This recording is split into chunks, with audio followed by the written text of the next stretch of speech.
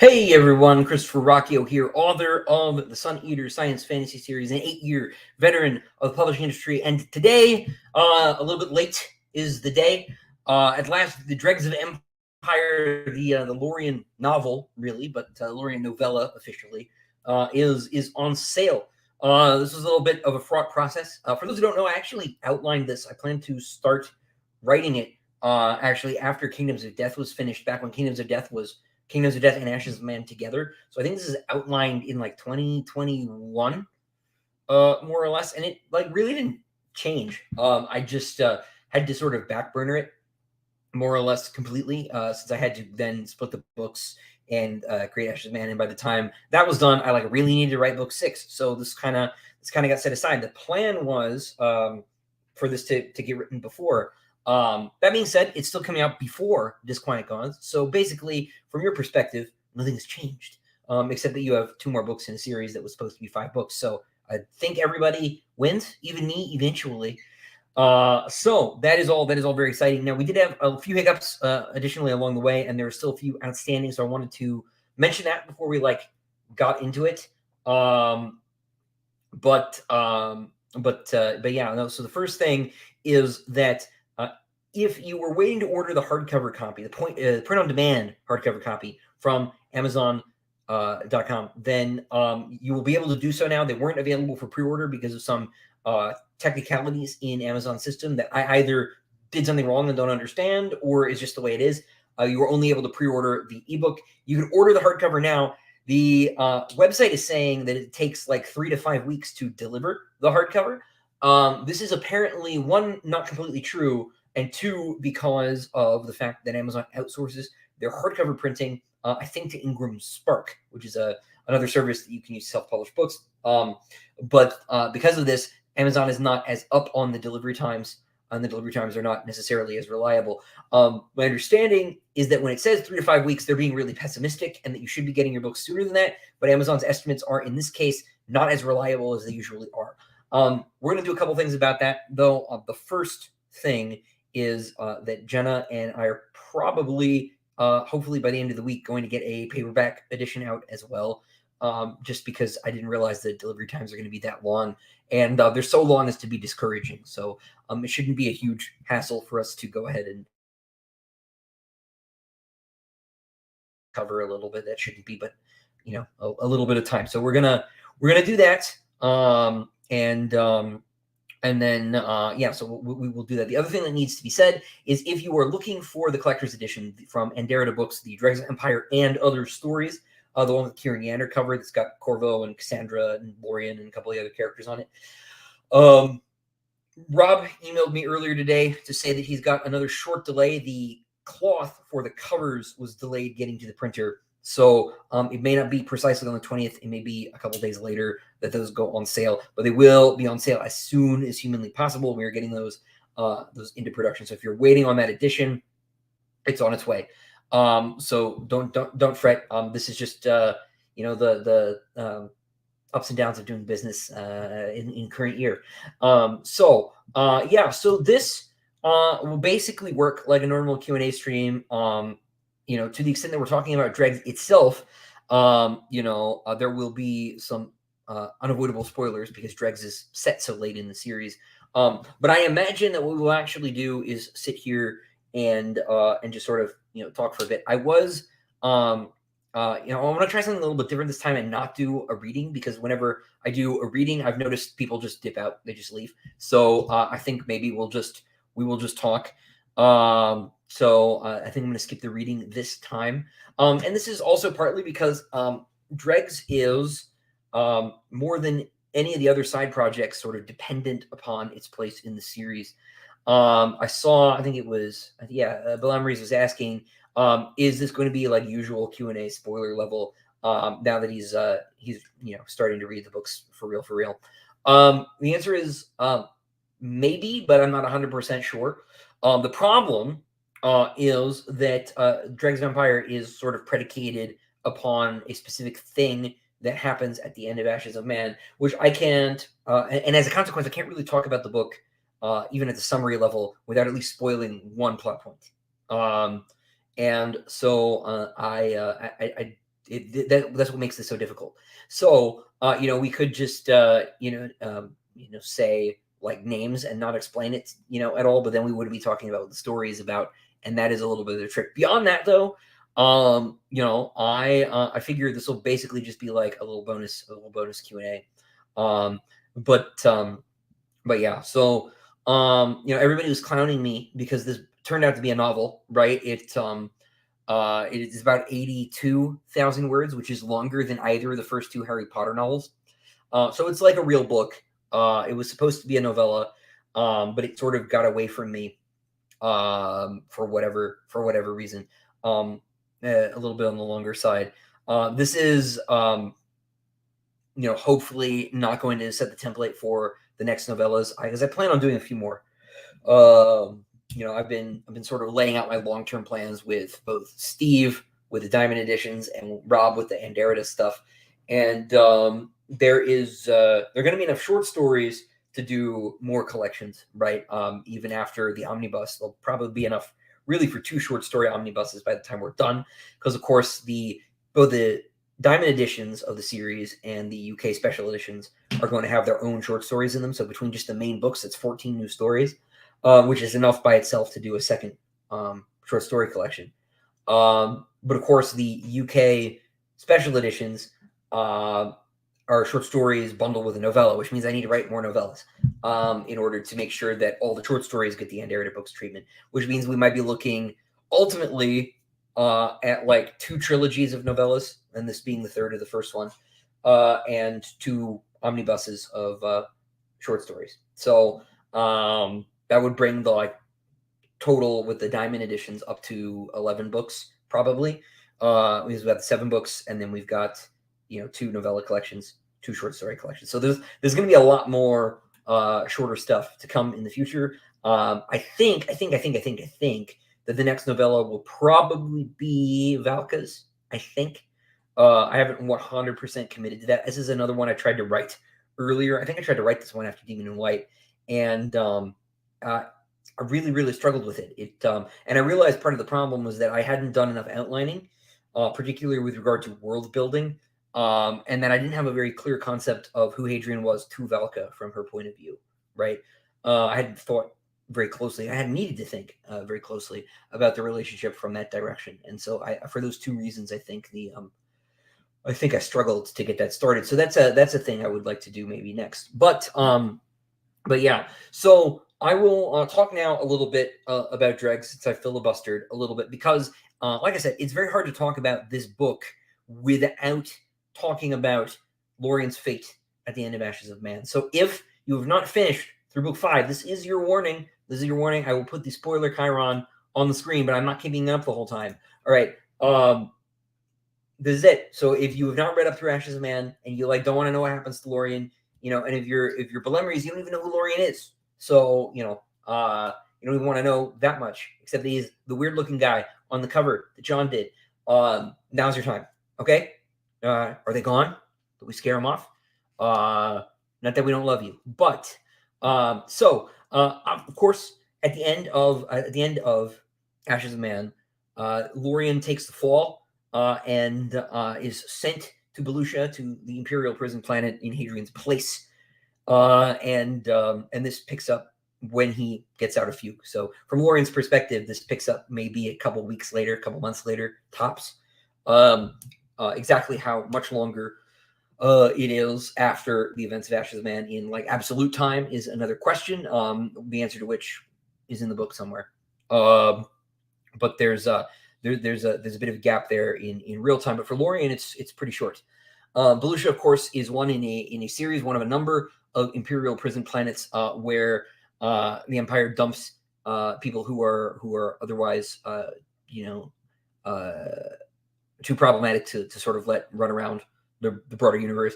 And this was sort of a fun one for me, because this is kind of this was like a puzzle, on the outlining level. I had to figure out, of course, how to get someone out of a planet, if somebody can get out of a planet. So I would need to figure out how to do that, and who better than Lorien, of course. So we will see if and how and under what circumstances he is able to do that. But it was his turn. It was his turn for a story, and this presented itself so clearly as like a side story that could be told because it's sort of relevant to the plot. So so this one more than the Lesser Devil and even more than Queen of Ashes is sort of tied to the main plot of the series. So yeah, Harry, you just wrapped up everything. So yeah, so you know exactly where we're going. So yeah, Belusia is a nasty place. Belusia is a very cold planet. It's a very weak sun. And as part of the sort of ongoing project to make it more livable, the Empire has floated orbital mirrors at intervals all the way around the sky. So it is always daytime everywhere, and there are basically no shadows on the planet, which, by the way, was the effect that we were going for with the original cover that people had issues with. If the artist, if anyone has any problems with that cover, that's my fault. John did an amazing job. He did exactly what I told him to do. It just, if you don't know that, it looks weird. And even if you do know that, it looks weird. But it is always day, all the time, on Belusia. And now Belusia did not used to be this way. It was not always frozen. It used to be warmer. And so the reason that the Empire is on Belusia in the first place is that there's a bunch of hydrocarbons locked under the surface. Now, the Empire, by and large, is not relying on oil to power its vehicles or power plants the way that we are. But it is still very, very useful, right? This idea that we are going to outmode petroleum by moving to, I don't know, wind power is ludicrous for a lot of reasons. Not the least of which, of course, is plastic, which we use for everything. So, yeah. So we're never going to get away. There's a Dan Simmons line. I can't remember if it's in one of the Hyperion books or if it's in Ilium or Olympus, where it says you never get away from a petroleum-based system as long as there's petroleum, right? And so it got me thinking about these sort of other uses for the substance, and of course, plastic is obvious. So the Empire needs plastic, and so they are basically extracting it from the planet. That is the manual labor to which they're set. So they're like working like rigs and stuff out on the ice and losing fingers and being chased around by the Martian guard, and it's terrible. But the thing is, you can always leave. You can always go out into the cold and just die, I guess. Except of course that some people don't. So in addition to dealing with being in Imperial prison camp out in basically Siberia, you also have to deal with marauders who are scraping a living out of rocks and living in caves on the planet and hacking it in the snow. And so it's just a very inhospitable, very unpleasant place to be. And in a lot of ways, tonally, I think this book, Ice Fremen, yeah, sure, resembles Kingdoms of Death in a lot of ways. But I was talking to my dad this morning, and he pointed something out which hadn't occurred to me. And this will probably only be relevant to like 3 of you. Those of you who on the Patreon have been reading The Murdered Son, is that I actually reused a lot of stuff that was in the original cut of Empire of Silence. In Empire of Silence, originally Hadrian does not become a gladiator or a street urchin. He was originally a slave, and he worked on a plantation in space. And so they wore these red prisoner uniforms, and had to do a lot of machine maintenance and stuff like that. And that has been repackaged in this form. And I hadn't even thought about that, but this book in a lot of ways redigests a lot of stuff that was in that original draft of Empire of Silence that got left on the cutting room floor, which I didn't even do consciously, which is kind of cool. So when you get to read The Murdered Son, because it is going to come out from Anderida Books next year, you'll get to see a bit of a thread of commonality here, as these parts have been redigested and reused for Lorien, which I think is fun. So anyway, so that's a little bit of background on Belusia. I can say a couple other things about the book. You may see at least one familiar face, probably not the one that you are expecting, although if you stop and think about it, you could probably predict who it is. It's not a very big cameo, but it's a very unpleasant one. So you have that to look forward to as well. But it is on the darker side, and so I will warn you all in advance that Lorraine is not a good time. Prison is bad, it turns out.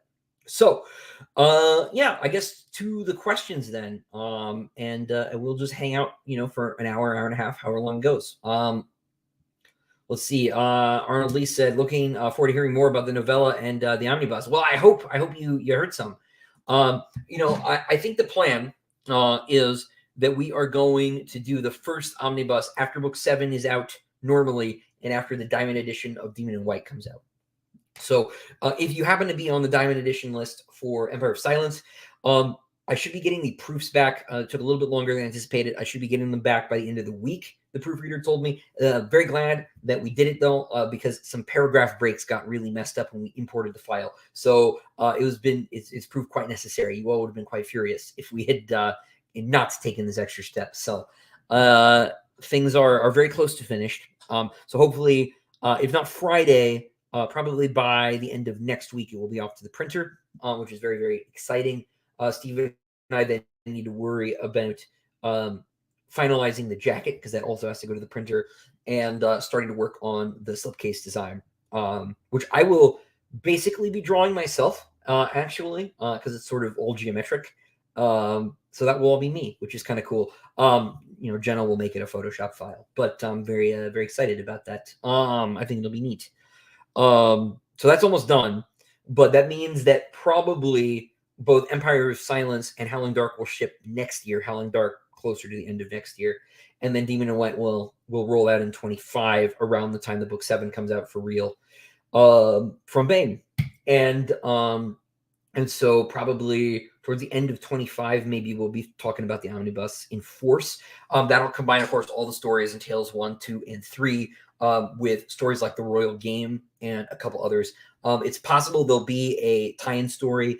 Bane, when they publish novels, put short stories on their website. I might be the person they asked to do a short story for that month, because they only do one story a month. But I am. Disquiet Gods is coming out in the same month as the new Honor Harrington novel from David Weber, so they will probably just ask David to write their short story for the month. But there might be another story there, and I, of course, will write new material for the omnibus. So it will be everything except the Diamond Edition and Anderida Special Edition tie-in stories that are out up to that point. The second volume of short stories will be all the Diamond Edition stories, all the Anderida books Special Edition stories, and then some original stuff. And that will come later in the cycle. Probably like after Ashes of Man or something. We'll see.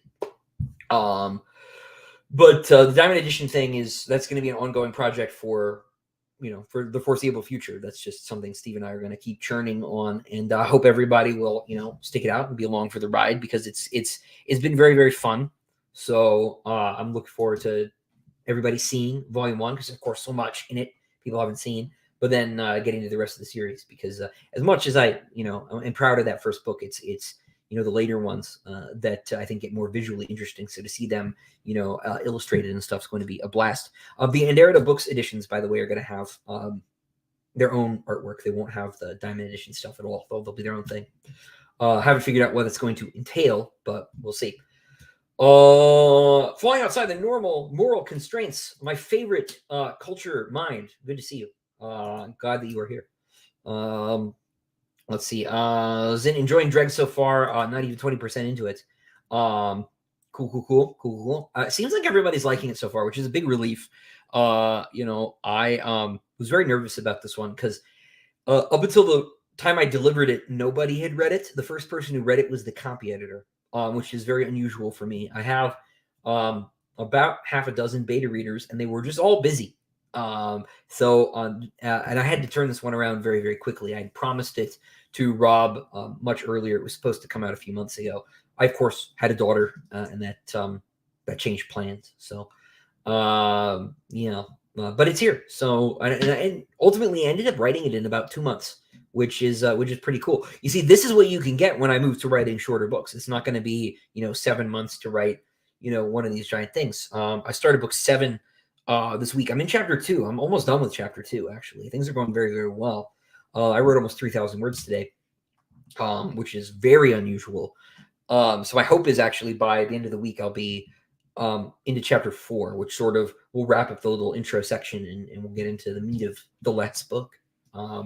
So it's Dragon Tide, man. Everybody in here is just morbid, just morbid. Sam, hello and goodbye. Let's see.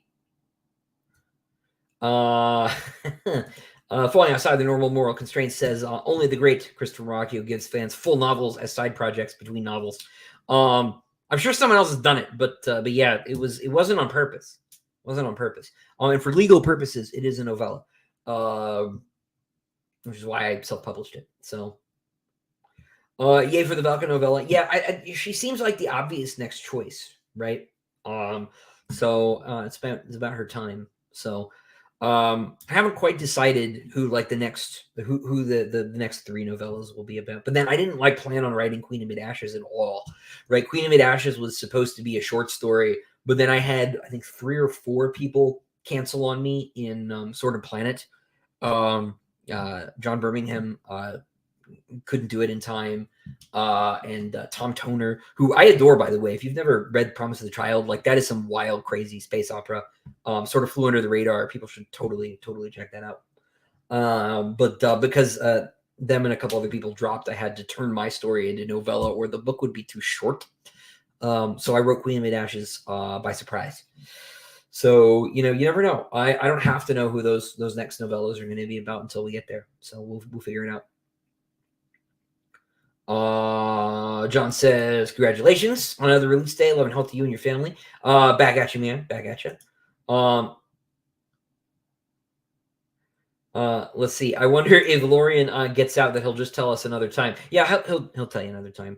The thing is about this book is that it occurs to me that like there is still like a whole nother like Lorian story that I could write that is set between this and Disquiet Gods, but I'm not going to. This is enough to, at least I'm not going to now. This is enough to get things covered. How did I find writing Lorien compared to Hadrian? That's a good question. The real limitations for writing Lorien are physical, right? Because he's not in good health. His body does not work so good. And so the amount of sort of physical action that he can undertake in a scene is very, very minimal. There's not a lot that he can do. And so, I have to go from writing this very physically courageous, reasonably heroic character to writing somebody who, in a lot of ways, is even more likely to get in trouble, but substantially less likely to be able to do anything about it, which is a bad combination. And so that was tricky. He's a little bit meaner than Hadrian too. He's also a lot more grotesque, like in terms of his sense of humor. His mouth is substantially fouler. For example, this is like easily the like most curse laden work that I've done. So if you're the one guy who messaged me who wasn't a big fan of that, this might not be the book for you. But we're in prison, and people who might be in prison tend to swear more than Episcopalian preachers or Mormons. I see you, Casey. So there's some behavioral differences. But he also has a different religious background. And so that prompted me to sort of world build differently and think about stuff a little bit differently. And I hope that's an element that works for people. So, I talk a lot about how I think a lot of science fiction writers pay insufficient attention to religion and to religiosity as a motivation for characters and actions. Usually, if religion is in a science fiction novel, it's as some sort of Scientology cult XP, right, where it's just the bad guy, or it's a very low rent parody of the Catholic Church. Like those are like the two options, right? It's usually written by people who like don't understand either crazy cults or the Catholic Church, and as a consequence, it feels pretty silly. So I try to take this stuff pretty seriously. But I'm still working outside my wheelhouse a bit on this one, and I hope I did an okay job. So that was a little more nerve wracking because I talk in the game about how important this is to me, and so this was a story where that sort of thing was important, but it's also not a completely fictional religion, so I need to be careful, and that's a very difficult line to walk to when you're taking a real culture or belief structure and you're trying to move it forward in time X number of thousand years. You can run into trouble where it looks like you don't do your research or you're being disrespectful in some way, right? So, like for example, with regard to the Christianity in the Lesser Devil, the Christianity of Hadrian's time is weird, right? Because it is a Catholic Church that has sort of recommuned with the Eastern churches, right? Which is why you see an Orthodox St. Christopher on the church in St. Maximus, right? But I spent a lot of time thinking about like how would the theology be different, right? Are they still using the same canon? Have they moved, to a different canon of scripture, right? How do we reconcile those sort of real world theological differences between East and West, for example? Now, that's obviously, my religion, right? And that's something that I'm more familiar with, historically, right? Culturally, theologically, right? But when you're doing that with something else, right? You need to be more careful.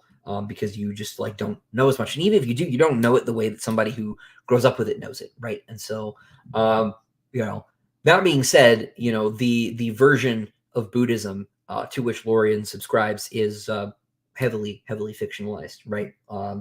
But it's still right. Try to be careful. So that was an element because, of course, Hadrian is basically a pagan, right? But like not really. He's not very convinced of anything really. He's sort of like a deist pagan in a lot of ways, and so it's a different mindset. He's also at this point I'm like so used to writing Hadrian that just writing any new character is hard, especially at length. Short story, it's okay because by the time you're on with a short story, you're basically like you're basically just starting to get comfortable, and when you start writing, you're paying a lot more attention to what you're doing.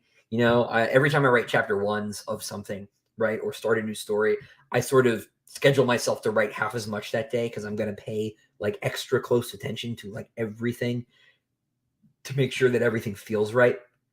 But by the time you get to chapter 7, you're kind of like locked in. When you write the novella, right, you get to that point where you start to take things a little bit more casually because it's long enough to get comfortable. But when you have these sort of big, deep character differences, I worry constantly that my writing has. Sorry, this is a really good question. I worry constantly my writing has just become Hadrian's voice, and so this is a problem that I like try to be cognizant of. But of course, here I'm writing in third person as well, so there's a little bit more distance. And so hopefully it doesn't come across like Hadrian is telling you a third person story about Lorien, but for all I know, it may. Yeah. How self-contained is the story of DREGS? Another good question. In terms of like Aristotelian like unities, the action is like completely self-contained, right? It is one plot adventure done.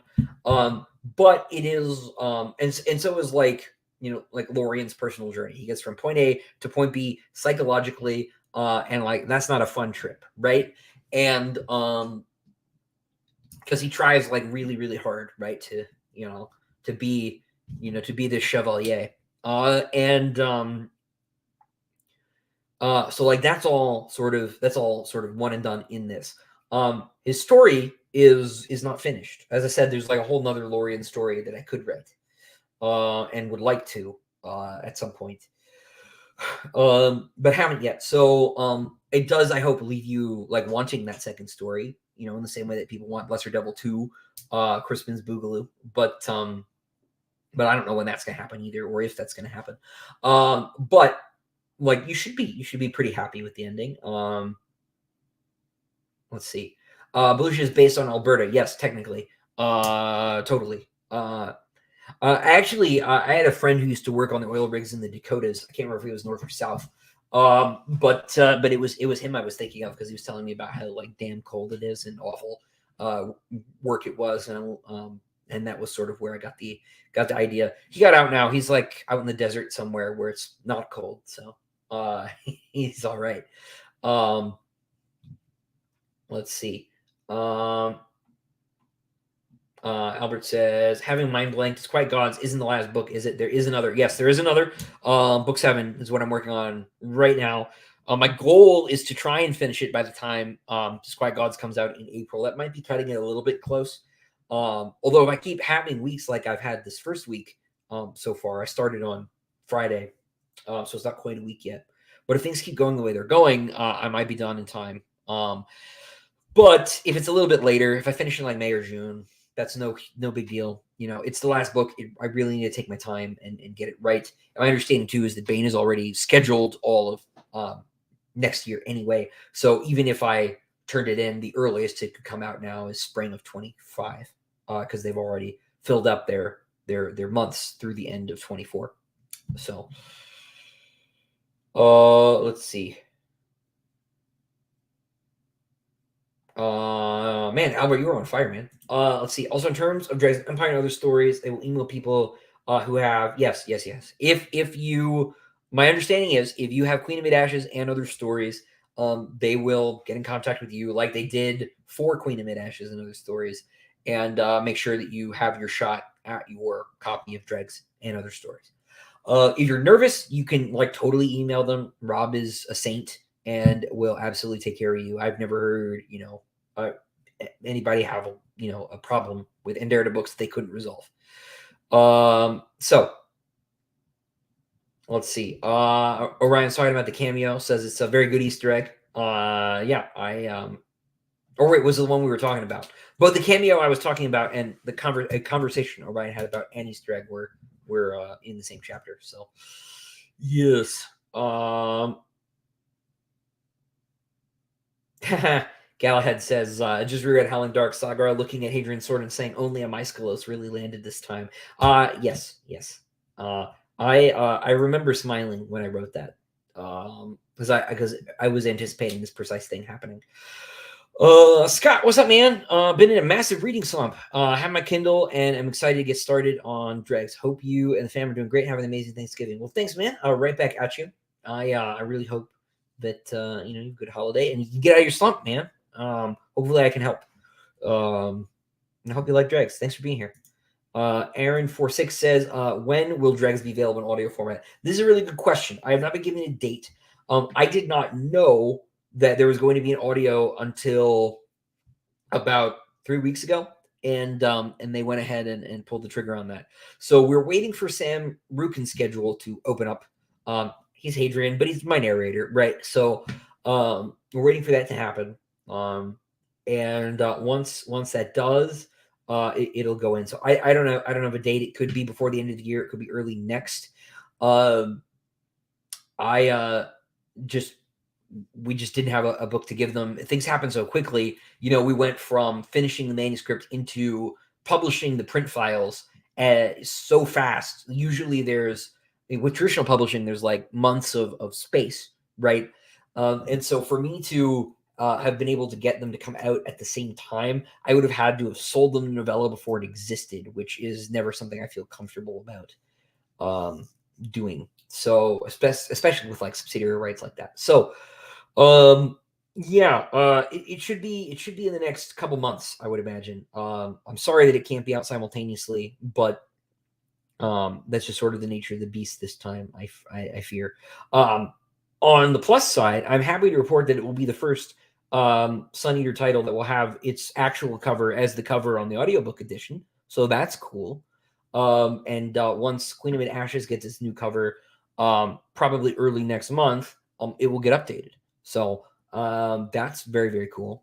I'm trying to go and get the other audiobook covers updated as well. That may be legally impossible, depending on the disposition of the rights. But I have the rights for these, so we're all cool. So Jay Boyd says the Valka Mud Wrestle novella confirmed. Yes, it's all for you, buddy. She and Gadar are going to get right down to it. Yep, that's what's happening. Hive Tyrant says, bit unrelated, but I was reading Silence by Shuzuko Endo and wondered if the hanging and the pit torture inspired certain ordeals Hadrian went through in Sun Eater. 100%, yes. Absolutely it did. I just made it worse by increasing the blood supply. So Yeah, no, that book affected me quite deeply.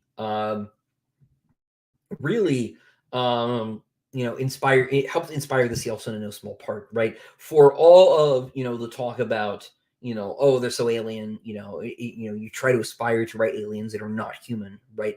Ultimately, because you are human, right, you cannot imagine something that a human is not capable of imagining. So a lot of the uh, um, behaviors of the Sealson are predicated on human behaviors, and so the Japanese, particularly during that period and during the uh, the imperial period, are one of many inspirations for sales behavior. Um, the Aztecs are, of course, another. The Assyrians are another, and those are sort of the big three. But yes, um, that scene was from Endo was absolutely a factor. Are Palatines punished for creating an intus, or is having one considered punishment enough? The latter, really. Um, the latter, really. And yeah, they typically are only had if they are denied children. That is usually the circumstance in which an intus comes into being. Sometimes they come into being accidentally, and people just have strong feelings about not getting rid of it. Um, so the case with Lorian. His mother just didn't want to lose him, despite her circumstances and the fact that Lorian has all these problems. Um, Lorian sort of talks around this a little bit. He has a very difficult relationship with his mother that sort of is touched on a little bit in this book, because this is the other thing you get a lot of Lorian's backstory vis-a-vis his family and his upbringing a little bit. And but of all of his mother's issues, right? She wanted him, and so that's why he's still around. We can surmise that this is probably the case with old Gilliam Vass too. There is a human tragedy in that whole story. You know, how Alicia Vass ended up with a kid in the first place, and losing him in her old age, right? To his own bullheadedness is quite sad. There's definitely a tragedy that's not so focused on in that first book. So, oh, I'm sorry, I missed super chat. Falling outside the normal moral constraints, my man. This is me lobbying for a Crim novella. That would be so dope. Crim is on the Corvo list of characters who didn't get enough stage time, and so I think that would be a really great idea. So I will totally keep that in the mix, because he's so cool. Amy, welcome. Let's see. Aaron, as general note, Senator series has quickly climbed to the top of my favorites list. Thoroughly engaging and enjoyable. Well, thank you, Aaron. I really appreciate it. Jeremiah says story written from Valko's perspective would be so interesting. Yeah, I really do. That's the one I have the clearest idea of. So it's like a natural move that be the next one. But you never know, right? I could have a really cool idea that I'm excited about when I finish book 7, and I'll jump into that. This is the same principle with regard to whatever book 8 is going to be. Book 8, of course, is book 1 of something else. But whatever the next book is going to be whatever I feel like writing when book 7 is done. I am not very interested in whatever the trend is. I'm not one of those writers. The market will follow me, actually. Damn it. And I will write what I feel like writing, and where to sell it and how to sell it are the problems of my agent and my publisher, and they're problems that they're perfectly capable of rising to the occasion of. But I think my instincts are relatively commercial anyway, right? I my sort of thesis is to write something that is broadly appealing as artistically as I can, right? Don't phone it in, but write something people will like, right?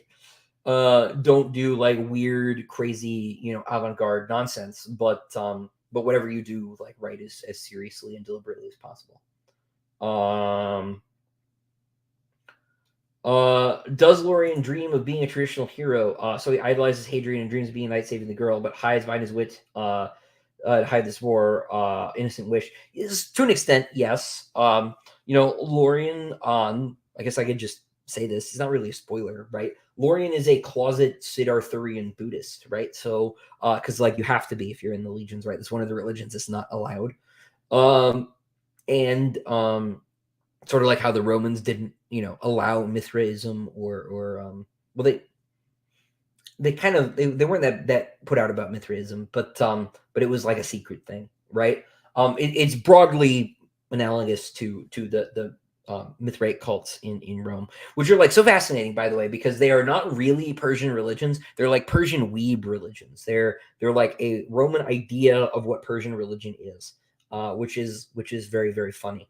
But anyway, and wrapped up in this, right, is this sort of idea about right action being being this sort of chivalric knight, right? And so he tries to be that person despite his limitations, and really despite his skill sets, right? His skill sets are like not being that guy. Skill sets are sitting in a chair and telling other people what to do, and being kind of shifty and sneaky, and so there's this like tension between who he would like to be, and who he is, and that's sort of at the center of this story, and sort of at the center of his story sort of period, right, throughout the many books as well. He's like not proud of a lot of his plans. Is why he doesn't explain the Demon in White episode, is because he's like not proud of how he did it, right? And so it's better to just not talk about these things, which is why you're also like never going to know, because he doesn't want you to know. Of course, this story, like, you'll get answers in, right? So he really, like in a certain sense would like to be Hadrian, right? Without the baggage maybe, but like would certainly like the benefits that come with being in that position. But yeah, so yeah, he's you'll have to see, I guess. Harry says, any plans for insight into the Durantines or small kingdoms from the map? They're probably two polities we know the least about. Yeah, maybe eventually, right? Now, the small kingdoms are just that, right? They have a lot in common with like the Norman freeholds, although the Normans are broadly conjoined by sort of a shared ethnos, right? They're all descendants of like the same people who moved out in one direction to get away from the empire. And if they don't share an ethnos, they share an ethos, and it is exactly that. Like, get away from the empire, keep moving. They're expanding behind us. Quick, they keep eating our infrastructure. Keep moving, right? They've been doing this for thousands of years. They have that in common. The small kingdomers don't really have that. They're just like far away enough from the empire, and they form sort of a buffer state with or buffer region with Jadians that it's like in everybody's interest to just sort of like let them be. So you're looking at a lot of like smaller, maybe single star system nations, or like 2-3 star system nations, some of which are kingdoms, some of which might be republics or whatever, right? It's just sort of a region, right, that sort of functions as a buffer state in the same way that like the Rassen Belt does, serves as like a neutral zone with the Lothrians, for example. The Durantines are a big republic. They're functionally a client state of the empires, despite not obeying a lot of the empire's cultural dictates, especially vis-a-vis technology. Financial interests basically keep them from being annexed. They're useful the way that they are, in the same way that like the Mandari are, right? Because the Mandari are functionally stateless, right? They live in space stations. They have these big ships. They function basically as like known extra Solarians, right? And so, but they serve a useful role, in the same way that like, the Untouchables in India serve a useful social role because they do all the things that like you're not supposed to do or is like otherwise unacceptable to do, right? These people fill niches. So the 13 Republic is sort of kept around as a useful tool of the Imperiums, right, to do all the things. It's like, oh, we can't do that as civilized people. We'll like let them do it, right? So yeah. So eventually, yes, we'll do some stories that sort of focus on this element a bit more. But it won't necessarily be in the main series. The main series is pretty laser focused in these last two books on the Sealson issue. right? So yeah, Jordan, what's up, man? How has being a father impacted on changing your writing schedule / life? Has made it substantially harder, at least so far. I am a morning person, anyway, but I've had to be like even more of a morning person to get any work done. So where before, like my goal was to wake up at 5 a.m. and work early before the rest of the day started, and people woke up and bothered me on the internet, or my wife woke up and needed help with something. Um, now I like have to do that, or I'm not going to get any other work done. So I've been getting up at like 5 a.m. And working until my daughter like finally wakes up, which is usually around 9 a.m. She's usually in that space. She wakes up once and eats and goes back to sleep.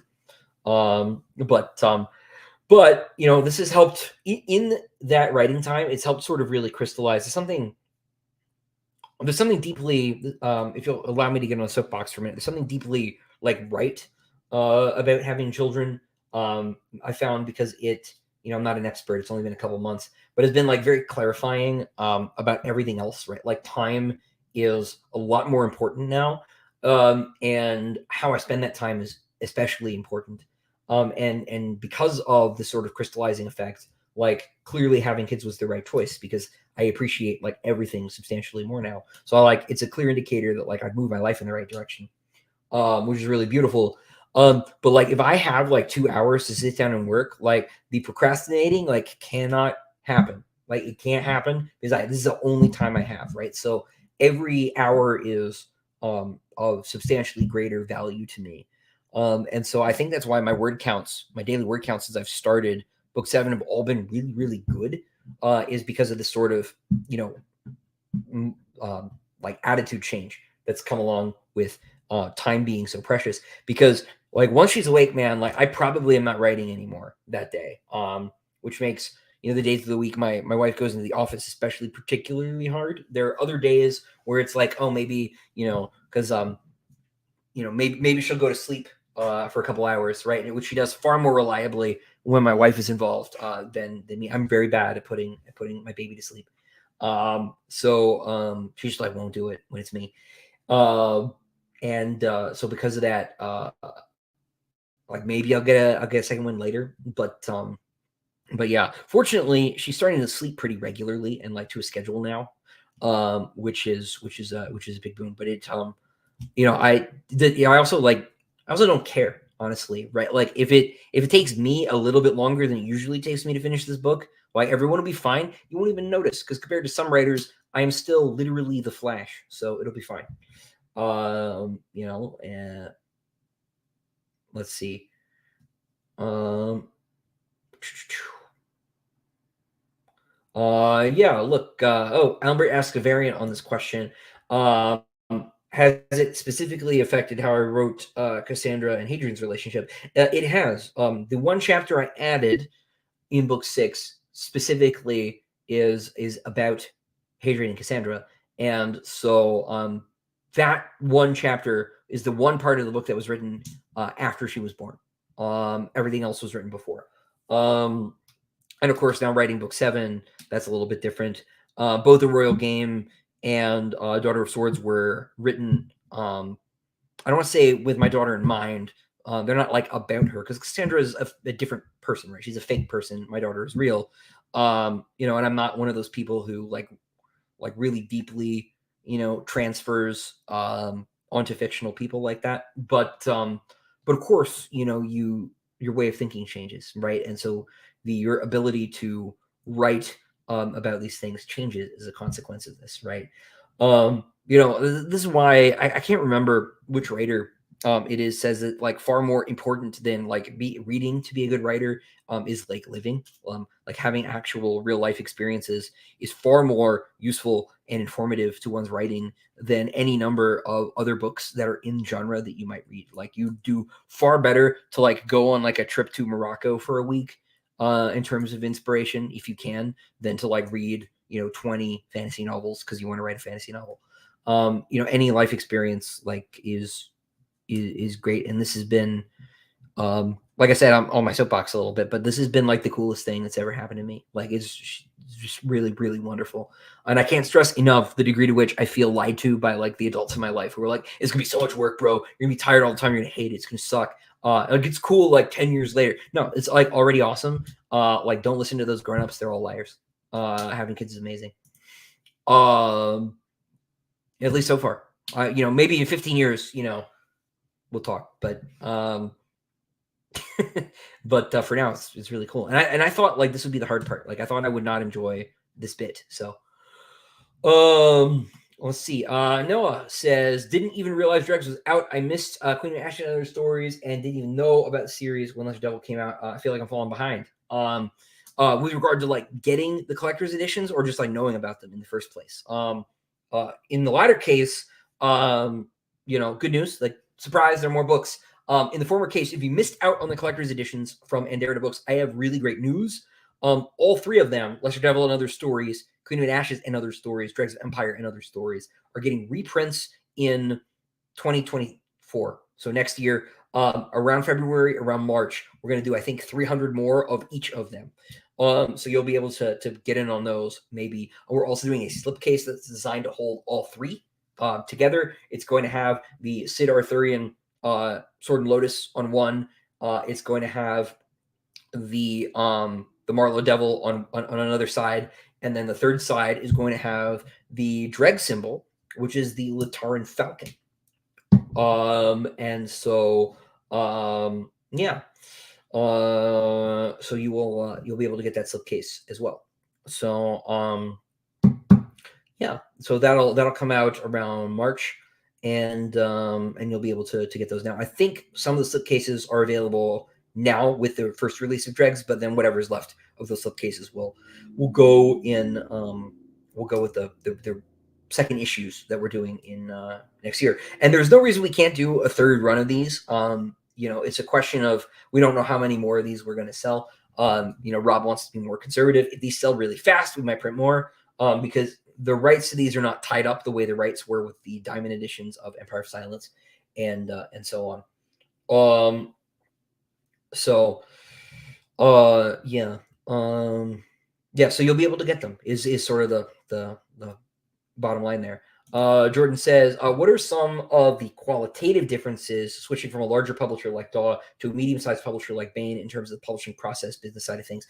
So actually, DAW and Baen are pretty comparable in terms of size. I actually think DAW has fewer full-time employees.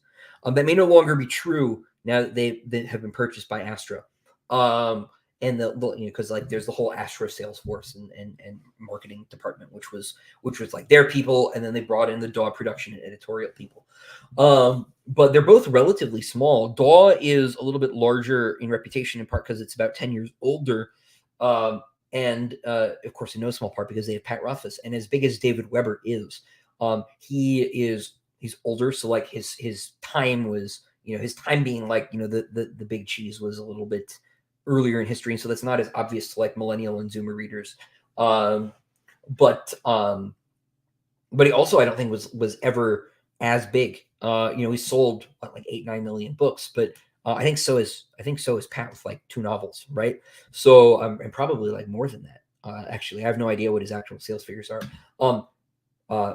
Writers like Pat Rothfuss are lightning in a bottle, right? In terms of like sales volume, right? Just in terms of sheer number of books sold. No amount of marketing can create a writer that big. That requires fanatic legions, which he has, and so that's great. So DAW, like, I think looks bigger because of that one difference primarily, right? I could be wrong, right? If Betsy Walheim sees me, like, sees this, right, she can tell me like why I'm wrong about this. But in terms of like actual manpower and economy of attention, Baen and DAW have about the same amount of attention. The big difference is that I am personally acquainted with, friends with pretty much everybody that works for Baen, right? Because I worked there for 7 years, and that was sort of why it was a no-brainer when I needed a backup plan when DAW sort of pulled the rug out from under me and said, is not 2 more books is 1, bro. So for example, my friend Dave Butler edited the book, and so Dave and I have been friends for years, and so we were able to have a lot more it was a lot easier to sort of work with Dave because he also understood the material in a way that my previous editors didn't, right? Because he's like listened to me rant about this for years at this point, right? Um, you know, and it doesn't help. It doesn't hurt either that like Dave has command of a lot of the same and better command. Frankly, Dave is far more literate and intelligent than I am. He's probably the smartest guy I know.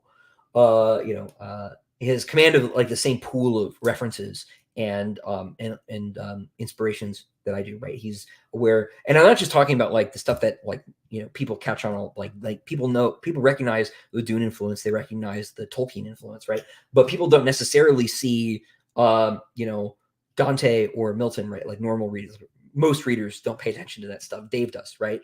We had a conversation about the sort of scriptural allusions and motifs in the books, which like I have basically never seen a review talk about ever, right? And Dave's like, why are people not paying attention to this? It's like not a secret, right? But people don't, and so like that was really really fun.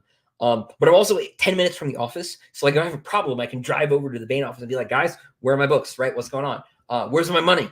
So like that's fun, right? I have I have everybody's phone number, right? So like that's been very very fun and useful. Now, what like the like sort of long term impact of this decision is going to be is a different question, right? Bain is a lot less widely sort of known in sort of mainstream, reading communities, particularly in like millennial and Zoomer readers. Like there isn't a Bain writer that's like super well known and circulated, like on BookTube, for example. Like there just isn't a Bain writer that's like widely circulated on BookTube. It doesn't happen. Let's talk about that change. It's gonna be me, I guess. So, so we'll see. We'll see. I think it'll be good though. Daniel Green was here. I don't know if he still is. Says can't stick around because of fear of spoilers. But book one is banging. That is so great to hear. I'm glad you're enjoying it. Love the surprise. Not very likable hero. Binging the series. Well, he'll get a little bit more likable, I think. So, he's. I like to joke he's in his Anakin phase in book one. He gets a little bit. He's in his Attack of the Clones phase. He'll get better. But I'm glad you're liking it. Thank you for being here.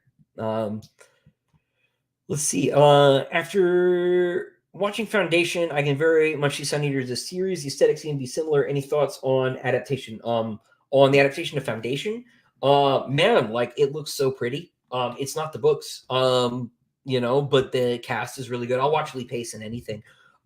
Perversely, I thought the stuff that wasn't in the books was the strongest stuff in the show. I thought all the Emperor stuff, I would have watched just that. The rest of it I could have taken or left, with the exception of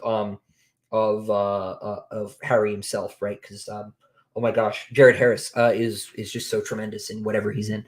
But most of it was like only okay. But if you mean adaptations of Sun Eater, sure, that would be great.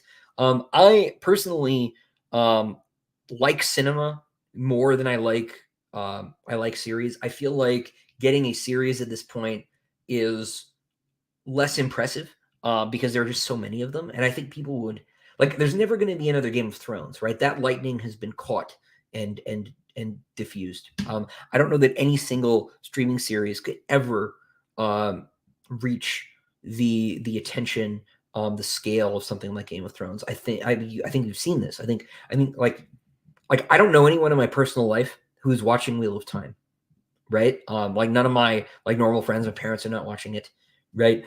I obviously I know like BookTube people who are, right? I know readers who are, right? But people I know as readers, right? I must be put in a different box from people I know as like grade school friends or my mom, right? And like my mom is like a huge fantasy nut, right? Like I grew up watching Beastmaster, right? Highlander. And she's not watching Wheel of Time, right? So like that's like things have changed, right? Because there's too much stuff getting made. And perversely, there are still fewer blockbuster films, right, than there are streaming services. And so being in theaters is like one way to like poke your head up. Now it's a really good way to fail, right? But selfishly, Like, I don't need an adaptation to succeed. I need it to exist so that I get the marketing boost, right? So the books get sold. That's more important. We could try again at a better adaptation in 20 years, like Aragon, right? What I need is book sales. And you can get that with a bad adaptation. But like my heart ultimately is with like a real high quality animation, right? And that could be a series. That's fine. I would love to see the series animated. I remember reading Brandon Sanderson say he doesn't really want that for himself because that's a smaller market. I say that's good. I've said this before, right? Sun Eater is not for everyone, right? It's not for people who don't like Sun Eater, right? Sun Eater is for anybody, but they have to like Sun Eater. That's the requirement, right? It's not going to change for them. I'm not going to change for anybody, right? I'm going to write my stories. This is why I don't pay attention to reviews that much anymore, because if I do, I'll be affected. I'll be knocked off course.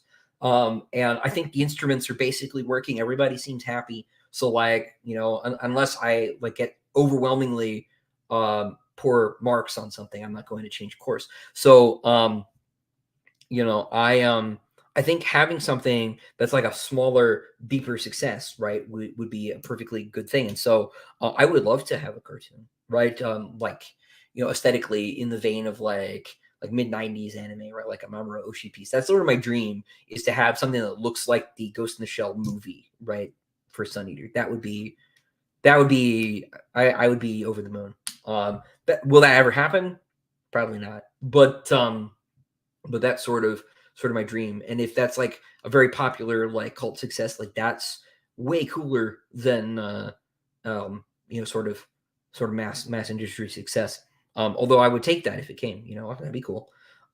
But ultimately, I always say this to my dad, right? Because my dad's not a big science fiction reader, right? So every time he reads one of my new books, it's like basically the only books he reads. He'll be like, "Oh man, this could be a movie," and I feel like, well, the point of literature is not to become cinema, right? Even though financially that's great, right? The point of literature is to be literature. As like books are better at, right? Sorry, film buffs, but like I can show you the inside of a person's head and outside of it at the same time. Like you are limited to one screen. Obviously, if you're David Lynch, you could do both, but like we can't all be David Lynch. So, Harry, is the Valken novella the big story between 3 and 4? Yes, but it is also like an origin story at the same time because we can do more things at once.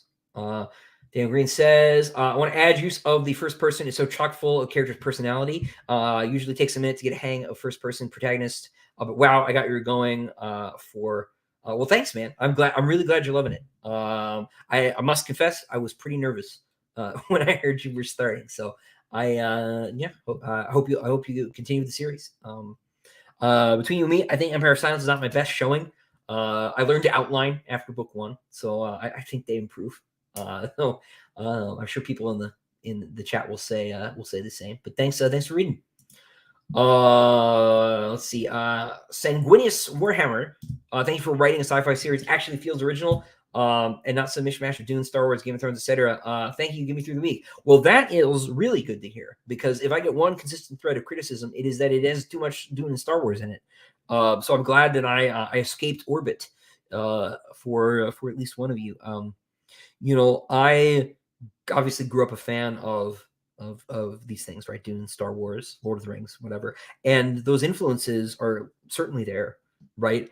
But I like to think that as I've gone on, that I've sort of found out who I am, separate to all of this stuff. So, So thank you. I'm really glad that you're enjoying it. Hilariously, and I feel the need to say this at every opportunity. Warhammer, not one of those things. I've never, except for one Peter Faravari story. I have not read any. I've not read any Warhammer stuff. So, KC says, "Oh, Allie's here. Yo, what up?" KC's here. Mrs. Stream because I took the fam out to dinner. Well, you missed my calling you out specifically, and not because you missed, guys. KC proofread this book and he missed a typo, so we have to boo this man. Boo! No, man. Like, if you're actually like worried about it, this happens all the time. The first thing I did when I got Empire of Silence was listen to the audiobook. and I got the first line of dialogue, and a word is missing from it in the hardcover, and I imploded. Right. So like it is completely normal. So if you were secretly upset about having missed a typo, please don't be. No, I mentioned you because I made a joke about not swearing and being a Mormon. So instead of bullying Liam, because Liam is not here, well, you were also turned out weren't here. I just assumed you were. Let's see. Everyone asks for a Cielson point of view, but is there any chance of us getting a nice Ertani point of view? That is far more likely. Far more likely. You know, something I would like to do the Simeon the Red story, and I think like doing that with multiple point of view characters would be more fun. That's not like super high on my to-do list because like that story is basically explained in the text. But it would be really fun. And of course there are like other aliens that could turn up as well at some point. Was that me being a jerk and teasing something? Like maybe. I still don't know what the next project is. I really don't. It might not be even in the same universe, or at least obviously in the same universe. So like we'll see. It's gonna depend on my feelings. So now 3 a.m. I did wake up at 3 a.m. once, and I gotta tell you, it was actually like the best day in like the longest time. I basically like worked like 6 hours before anybody else was awake. It was beautiful. I didn't crash until like 2 p.m., at which point I was like done. Everything was awesome. And I only took like a 30-minute nap, and I was cool.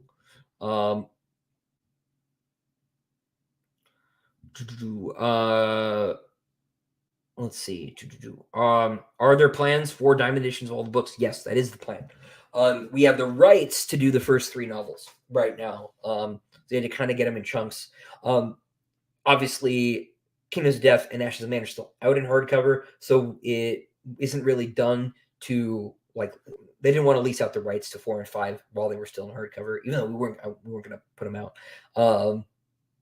So we have the first 3 at the moment. I don't anticipate there being any difficulty securing the rights for 4 and 5 down the road. 6 and 7, I anticipate absolutely 0 difficulty because Bane are, you know, they're my people, right? So that won't be any trouble. Oh, Liam is here. Liam, you have like more important stuff to do, man. Go be with the family. But thanks for being here.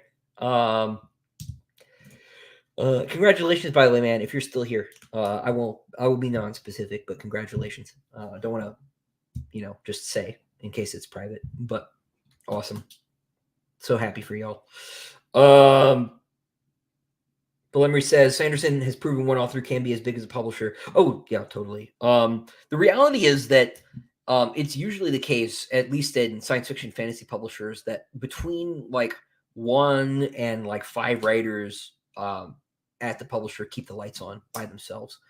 Even at Tor, this is true, right? Even at Tor, it's Sanderson and Orson Scott Card and Robert Jordan's Ghost that really pay for the entire Tor.com line, right? Now there are other writers who like, you know, earn out and do tidily, but it's not unusual for you know, authorial success even within traditional publishing to be Pareto distributed, right? And for, you know, 10% of the top 10% of the writers to account for like 50% of the revenue at a publisher.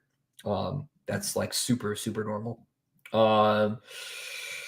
Let's see. Levi, you probably answered this already, but is there an audiobook plan for DREGS? There is one. It just isn't out yet because I was late getting to write this. And so we needed to crank out the print edition as quickly as possible. And so I didn't end up giving the audiobook publisher enough time to have the same date because we needed to get this collector's edition specifically for Anderida books out before the end of the year. So yeah, no, the audiobook is coming. I don't have a date yet. We're waiting for Samuel Rukin, who's like totally worth waiting for. So we're just gonna we'll get it out as quickly as we can. My hope is it'll be before the end of the year. It may not be though. You know, we're getting into, I mean, half of November is gone already. God help us. You know, we get into December. Publishing doesn't really function in December like so many industries. So it could be after the new year, but we'll see.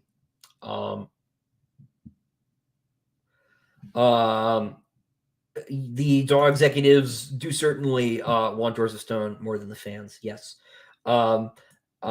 It's not Rothfuss, but there is another writer, and it's probably not the one you're thinking of, that I know's failure to deliver directly resulted in the termination of several employees because they didn't have enough money. I as you know, strenuously disagree with Neil Gaiman's position that these writers are not the reader's bitch, right?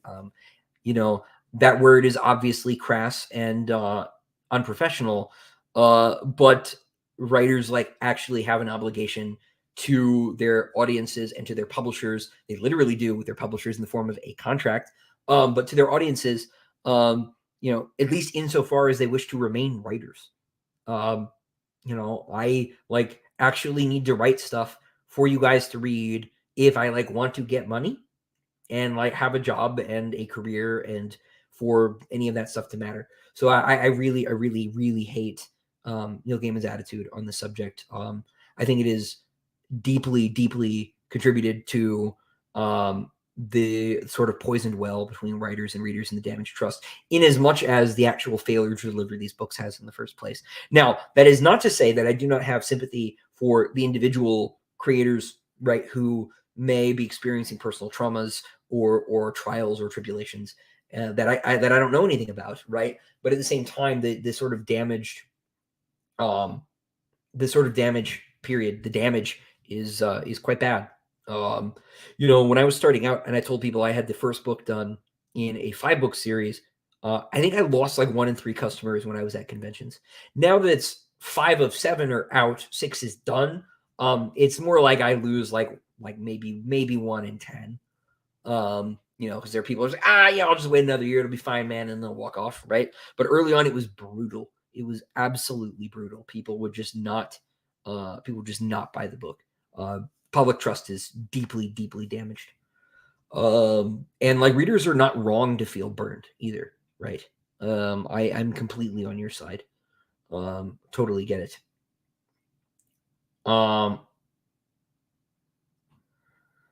Let's see.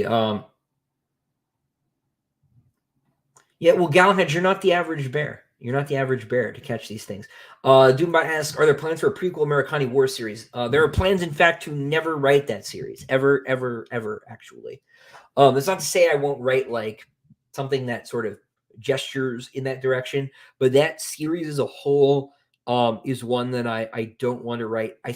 For a lot of reasons, not least of which is that I simply feel it would be too topical, right? In the Tolkien sense. I think it would be too political, and I try very hard, to not be, having been burned and slapped by so many writers and filmmakers that I used to look up to. I try very hard not to do that to anybody. So I think that would be a story that would be very, very polarizing, in a lot of ways. People would forget that it's fiction, right? And so I don't want to write that story.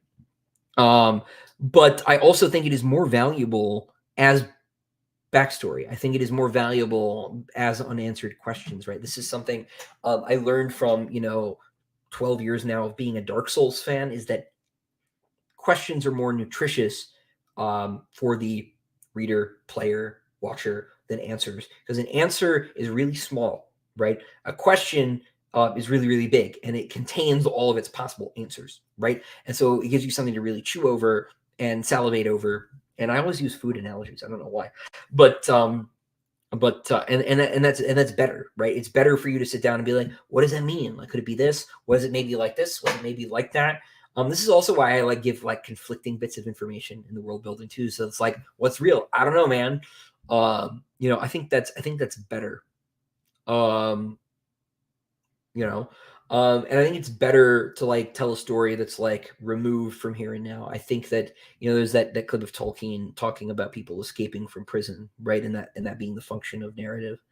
Life is painful and miserable and catastrophic enough without your entertainment reminding you about that all the time, right? Which is funny because I wrote Kingdoms of Death, right? But catharsis is also a thing, right? I don't want you thinking about what's outside the window while you're writing. I think that's not good for your soul. Um, I think Sun Eater would make an incredible graphic novel. Man, I would love to do that. So, some people may not know, I wrote one 11 page, yes, yeah, Thor story with Steve McNiven for Marvel a couple years ago, and that was really fun. I, I never heard from Marvel ever again about doing more work, and that's okay. As I said before, I love my own ideas better than Jack Kirby's ideas, right? Not that Jack Kirby's ideas are like bad or anything, but like I could never write Spider-Man so much that Spider-Man became mine, right? And I would rather do my own thing. But it was really really fun. Wanted to write Thor at all, right? My cousins all thought that was much cooler than my own stuff. But and my aunt, and so did my aunt, who thought this meant I got to meet Chris Hemsworth, which was not the case. But I got to learn how to write comics, right? Which was really illuminating, because there's a lot of like obvious stuff that you don't think about, right? Like you can only use a panel to do one thing, right? You can't use one panel for Thor to both pick up a hammer and hit someone with it, for example. And this is very obvious, but to like have it spelled out so like clearly was very instructive. And like learning how to format that and to write for comics, and to work with Steve in the first place, who not only is just like a wonderful wonderful guy, but like one of the best comic book writers of like the last, when was Civil War written? Was that late 90s or early aughts? Like last 20 years, let's say. Just absolute, brilliant artist, right? Was a real pleasure. Such a nice guy too. He sent me one of the original pages. I have it on my stairs, which is really cool. But I would love to reapply that skill and do a graphic novel at some point. Be super fun. Although if I did, I wouldn't want to adapt it. I would want to do a new story, because comics are a different medium, right? They're a visual medium, and so you can tell a different kind of story. It doesn't have to be as interior as the books are, right? You could do different things. I've said before, if I'm going to do a C. Elson story, it would be as a graphic novel, right? Because I don't want to be in their heads. I don't want you to be in their heads. I don't want you to understand them. I just want you to see it. And so that would be the way to do it. So, yeah. That's an interesting question. What is my favorite science fiction conflict / war? Mainly TV or movies, but also books. It's a really good question. Man.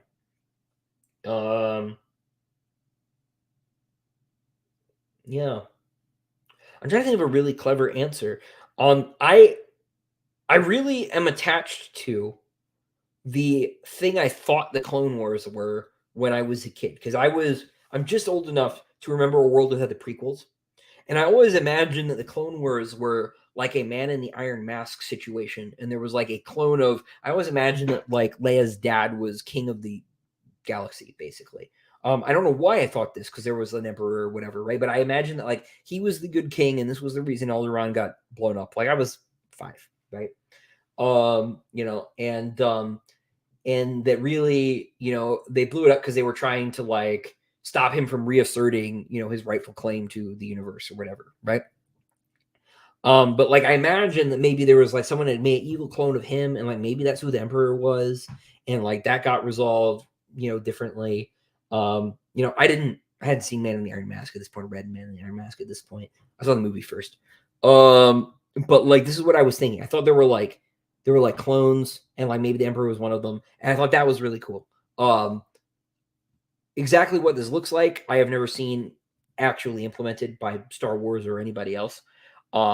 But I was sort of deeply attached to this idea, and so I was really disappointed to learn actually that the clones were just a bunch of Tamara Morrison running around shooting robots to say Roger a lot. I was deeply disappointed with this. I still have not watched the cartoon because I don't want to. That's not the Clone Wars. My idea is cooler. I'm deeply committed to my idea. And so yeah, no, what I thought Star Wars was hinting at was cool. I like a lot of the fighting in Revelation Space too, the Alistair Reynolds books, just because of the physics and the scale involved. Just super cool stuff. Let's see. Well, no, I think you would just have to do a Sun Eater movie differently. I think you'd have to change. You'd have to adjust for the medium necessarily. You could absolutely do Empire of Silence in 2-3 hours. But you'd have to like lose a lot of the reflection. The thing is that like a lot of those words are world building, right? And the great thing about movies is like you have a picture, so you can like do the world building where people can see it. You don't have to say anything. This is one of the things about like writing the comic book script, is that most of the words that I was writing were describing what panels look like. So the pressure to like make that writing good was zero, right? Just be like, in this panel, right, Thor lifts his hammer and he turning as he does so to face the the enemy, blah blah blah, whatever, right? That doesn't have to be good, right? Because that's the artist's job to make that good. When you do a movie, you have art directors and cinematographers and costumers and like all these other people whose job it is to account for a lot of the wordage in the book, right? Like, what do people look like, right? What do buildings look like? All that stuff. The actual like writing, and none of that takes up time, right? Because you just see it. So a lot of the work of adapting page to film is handled that way, right? So I'm not particularly intimidated by the prospect of trying to make these movies. They would just need to be different. You need to lose like Hadrian's sort of monologuing, right? Or you need to think of a way to use it. You'd have to do something like with True Detective, right, where they're saying one thing, you're seeing another. You'd have to do stuff. And I would like a film adaptation of Sun Eater, if it were to exist, to play with the fact that like the books are Hadrian's version of a story, but like the movies are not his version. They're something else, right? And that makes everybody nervous because the Halo show exists and is bad, right? But like I would like to be a part of that thought experiment, to some degree, right? So, but I'm broadly with Jeremiah. I think the changes made in adaptation are often just frustrating. I like have deep qualms with even Peter Jackson's Lord of the Rings movies. Like, that's not what Aragorn is like, right? I love Viggo Mortensen's portrayal, like he's electric, right? But Aragorn's not reluctant, right? Like, that was a very peculiar change. I still don't understand what that was about, right? But at the same time, you like need to make changes to account for the difference in medium, right? It can't be exactly the same. It needs to be the best movie version of Sun Eater it can be. And now I would like to be in on the conversation about what that means and entails, right? I don't want some crazy person ruining it because they don't get it. Which is like the real problem, right? Is that I'm so obstreperous that I don't know that it'll ever happen, because I'll just be like, you're gonna ruin it though.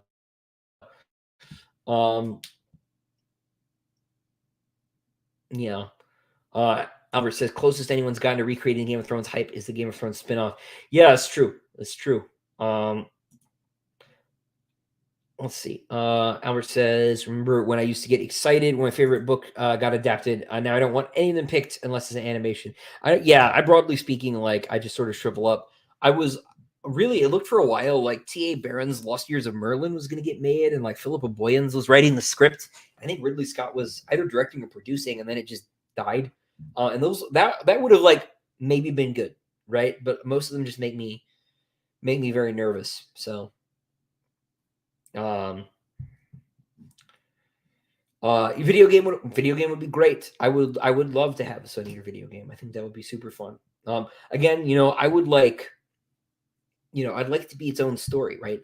I think that's really the thing here, is that like I would rather see something, unless it's a film or like a television series. I wouldn't want to see the books adapted. I would rather see new stories in different media, right? Like, I don't want a graphic novel adaptation of the books, because then there'd just be a worse version of the books, right?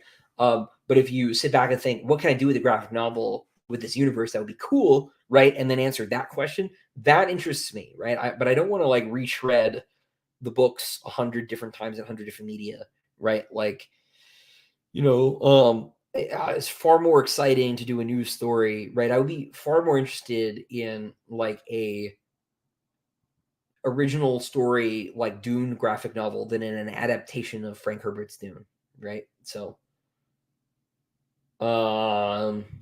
yeah, but no, video games would be great. I of course love video games. So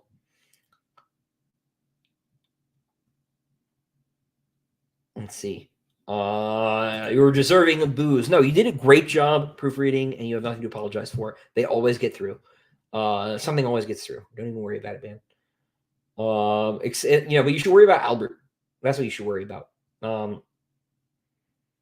Let's see. I don't know that I have an opinion on biological hive mind aliens. I think that's fine. You mean like the buggers from Ender's Game? They're fine. I feel like there are a lot of them. There's no reason not to do more of them, but but they're not my favorite thing ever. Although I suppose some versions of machines are basically that.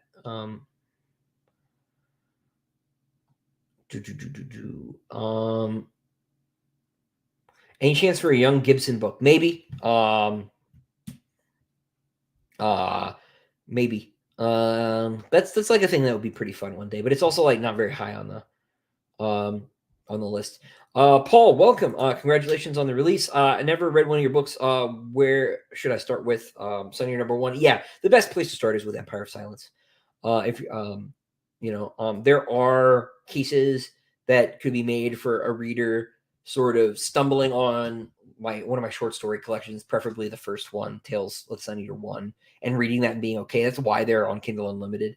But really the best thing to do is just read Empire of Silence, for sure. For sure. Let's see.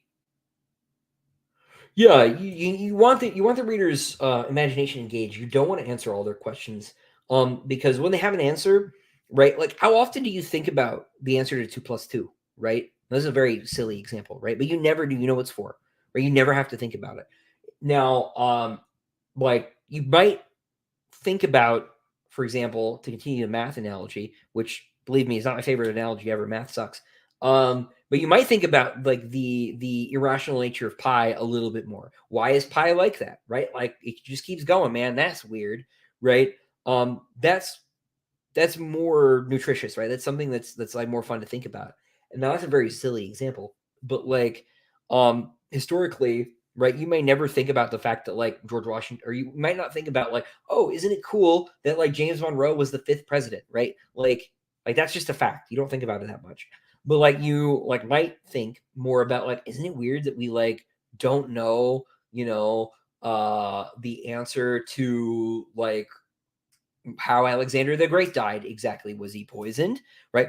Just like, was his dad poisoned? I'm not so sure, right? Like, that's far more engaging to the imagination than just like, what year did Columbus land in the New World? Oh, it's 1492. Boom, done. You don't think about the significance of the date very much, right? Little facts like that are just resolved in a way that these sort of mysteries aren't, and that's just good. Casey's playing Demon Souls, insanely based. Demon Souls is, I was talking to Casey about this yesterday. Demon Souls is so underappreciated from like a world building standpoint. I think it's as interesting, and in certain ways more interesting than the Dark Souls world is, because it's got this cosmic horror element that's like kind of at its lowest ebb in Dark Souls. Obviously, it's like maxed out in Elden Ring and in Bloodborne especially. But Demon Souls is just this right mix of like sort of low epic fantasy and like surprise cosmic horror. That's just really, really fun. I mean, it's kind of high fantasy, but even still, like, it feels substantially closer to Berserk. It feels substantially more grounded than Dark Souls does, or any of the later stuff. It's just like a really engaging mix. Sort of one of the things I like about Game of Thrones too, right? Is there's like just this much Lovecraft hiding around the edges of the story. I kind of wish we would look at it a little bit more, George, but it's just a little bit there. Like, I want to see, cavalrymen dealing with Cthulhu. Like, that appeals to me. Oilers People says, if you ever write a fantasy series, what kind of setting would you use? Tolkien-esque, late Victorian, post-apocalyptic? I don't really know. Probably not post-apocalyptic. Like, I'm not a Shannara guy. But like, it would probably be broadly medieval in some way. It might be like late classical. I could see myself maybe playing with the Bronze Age, even, like, that would be fun, or like even earlier. That would be cool. But ultimately, I say this all the time, right? People complain there's like, oh, there's too much European medieval fantasy. Like, there's actually like none. There's a lot of D&D setting fantasy, right? But there's not a lot of stuff that's like deeply medieval. I was reading about Ariosto's poems, right? And there's a bit in, I can't remember if it's in Orlando Furioso or if it's in the other one, where they have to go to the moon because the moon is where like stuff that's lost gets, ends up, right? And they have to find one of the characters' wits, which like this is a little bit silly, right? But it's like that's really out there and like weird and bizarre in a way that like no modern, fantasy, contemporary fantasy is, right? And that's like deeply sort of symbolically meaningful in a way that Channel Fireball is not, right? I want to like sort of actually go and like look at like weird medieval literature and like make a fantasy that like feels like weird medieval literature. I think that would be really cool. I don't have a solid idea for what that looks like. And like maybe I won't do that. Maybe I'll do something more like Gabriel K-esque and like sort of pick a historical episode and really dig into it and make a fantasy version. But like I would do one of those two things. I think both of the. I think there's a lot of fertile ground there. But I also have like a French Revolution thing that I could do, although I might not set it in like the 18th century. Like I might set it earlier, technologically. I don't know. Like I have a lot of fantasy ideas, but they're like not immediate priorities. Because as I said before, I worry that jumping over to fantasy would be like your favorite metal band releasing a jazz record. I just worry that that it wouldn't be to my ultimate benefit. Hollow Knight does that amazingly. Hollow Knight is so good at world building. It is so good at world building. It's amazing that's like 3 dudes. Like that game feels like it was made by 200 people. It's just a masterpiece. I guess 4 if you have the composer, who's also a genius. Food analogies are my subconscious way of saying I'm going to write the Master Chef in Space series. Yes, that's clearly what's going on.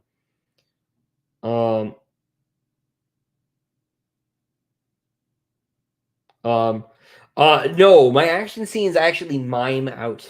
But I'm glad you like the action scenes. No, I have a cane that I pretend is a sword, and so like I have a really poor visual imagination, but I have really good spatial reasoning, or it's okay, let's say. So like if I close my eyes, I can like I don't see anything, but I like know where objects are. I do this thing where I walk around the house with my eyes closed to bother my wife. She hates it. I can't do it outside. I'm really familiar with this environment, but like I will do this and I'll be like, okay, so I got like 2 people here, right? And like, okay, can't do that because like my other arm is already accounted for, right? So I will actually block out the fighting. This is why most of the fighting is like close quarters, right? Is like that's where my sort of strengths are. I'm not Larry Correa. I don't have a firearms background, right? Or for that matter, I'm not David Weber. I don't have a naval history background, right? So one ought to world build to your strengths. So, Awesome Possum is procrastinating, watching the stream instead of writing a paper. Glad to be of service. But I hope you get there at the paper. So, yeah, you thought both sides had armies of clones. Yeah, that's another option, right? Like, there are other questions. So, Albert, Revelation Space rules, man. Just some totally wild world building. His grasp of, I mean, he's like actually an astrophysicist, right? So the science is like so good. It's just, I always say this, but like writers, I'm not like or my favorite writers, and Alistair Reynolds is just so much better than me at things that I could never be good at, right? Like the science, just things that wouldn't even occur to me. With his crazy thing with like the mathematical physical implications of inertial dampeners in I think book 2. It's just like, oh, all right, this is just a throwaway idea from like Star Wars or whatever, but we're gonna make it terrifying and really cool. Okay, let's go. It's so good. Let's see. Let's see. I know you're into anime. Were you a fan of the original Mobile Suit Gundam? So I actually like missed the Gundam boat completely. I don't like know how that happened. I think what it was is in the like late 90s, early aughts when I was like getting into it, I was sort of just taking cues from my friends because I wasn't allowed to stay up and watch Toonami. So like I would watch what they were watching, and I think they just like weren't watching Gundam, or they didn't watch it when I was around or something. So like I didn't like, I just like completely missed the boat. That being said, my best friend just like paints Gundams like obsessively. Like this is his whole thing. I guess he got tired of beating everybody at every trading card game and decided he would retire and paint Gundam models. So, I'll get around to it eventually. But yeah, I completely missed the boat. I've always meant to go back and never have. Later. We'll see you later. Falling outside the normal moral constraints. Good luck out there against what was that from Surface Detail against Vepers. So Jeremiah says, amazing how you started the series with making me sympathize with the Cielson and now despising them. Yeah, there's a native sort of cultural tendency at this point to assume that we're the bad guys, and exploiting that was 100% the point. Ellie says, did I see that Daily Wire is adapting the Pendragon cycle? I did see they were making a Arthur show. I haven't read the books that those are based on. That's the Lawhead version of the Arthur story. I haven't read those. How are they? Have you read them?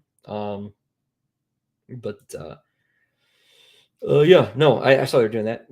Hope it's good. I will always try more Arthur stuff. I was like, one of the things that frustrates me so much is I really liked Chris Chibnall's like one season Camelot show with Jamie Campbell Bower as Arthur and Eva Green was Morgan. I thought it was great. It had the misfortune of being up against Game of Thrones and it got completely slaughtered. But that was really good. I will always try new Arthur things. Just it's a question of when. Like I've still not read Bernard Cornwell, right? We'll get there eventually. Paul, thanks. I hope you like it. Thanks for checking out the book. Let's see. Yeah, no, Philip was sorry. I should have specified. Did Alexander poison him? Is the question, right? We could talk about that indefinitely. Was it just or did Olympias do it on Alexander's behalf? Was it totally unrelated? Like there's so many potential questions here. Tower of Latria, such a good level.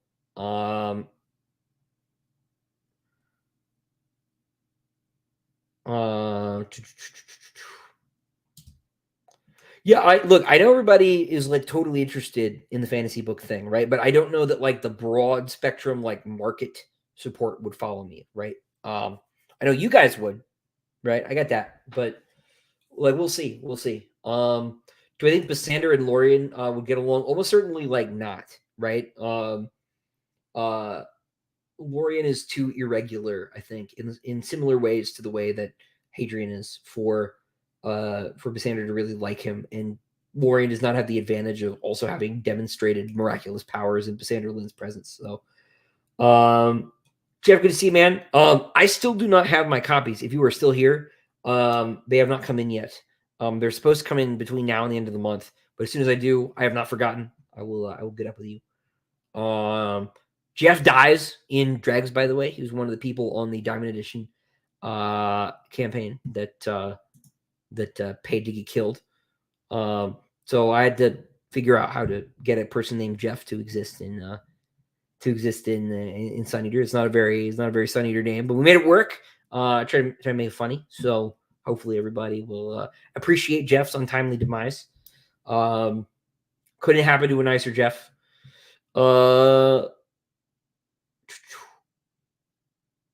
Let's see.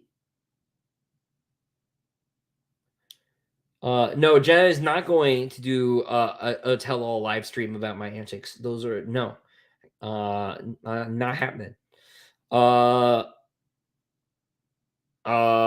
And Jesse asks, am I going to have any stories taking place primarily in Jad or other kingdoms? Eventually, yeah, at some point, sure. It's possible that like a Jad thing might be one of the other novellas, for example. But I think it would be fun to do a Jad novel at some point. But I don't have a plan like locked in yet. So,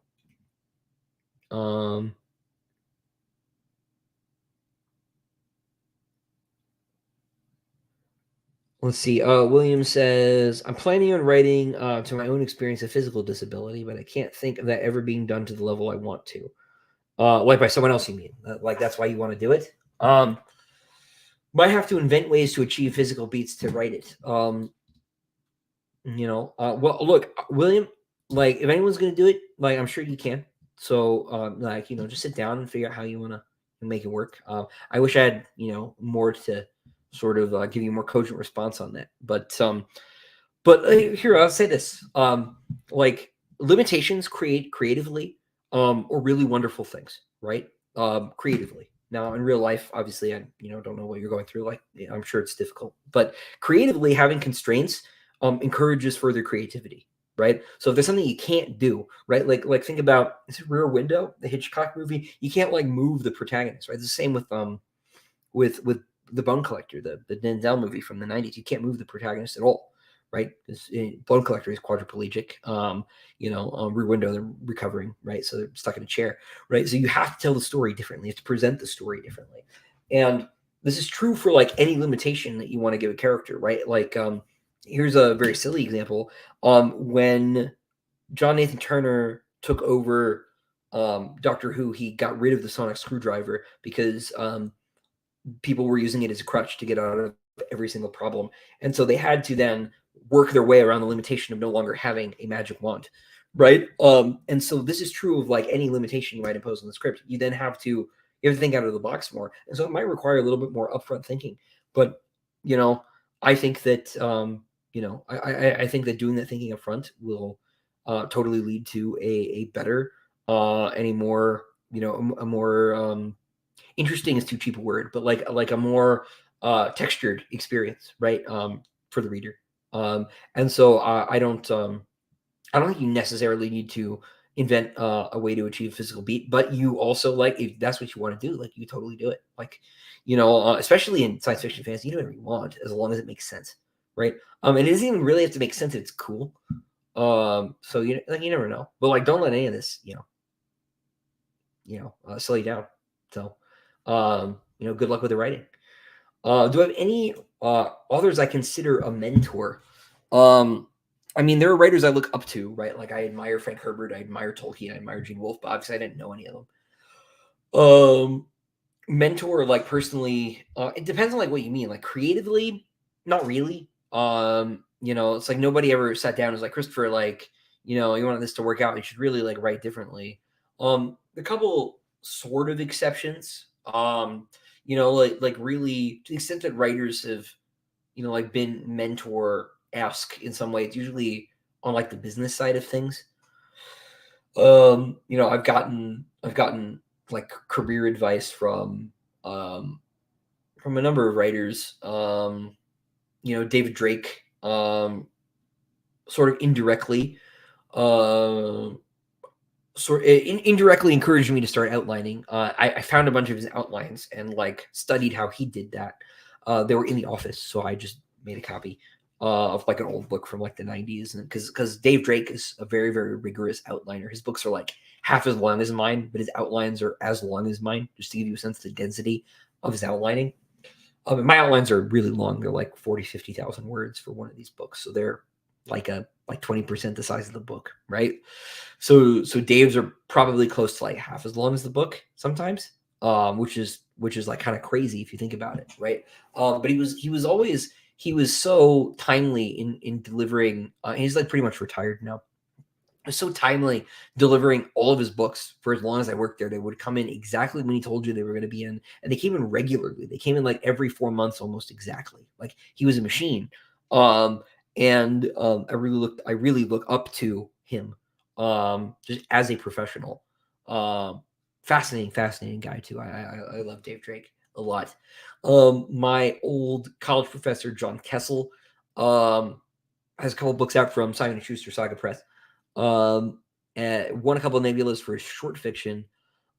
He encouraged me very strongly as I was querying agents to cut the frame narrative that I had in the book, which has turned out to be a really, really good thing.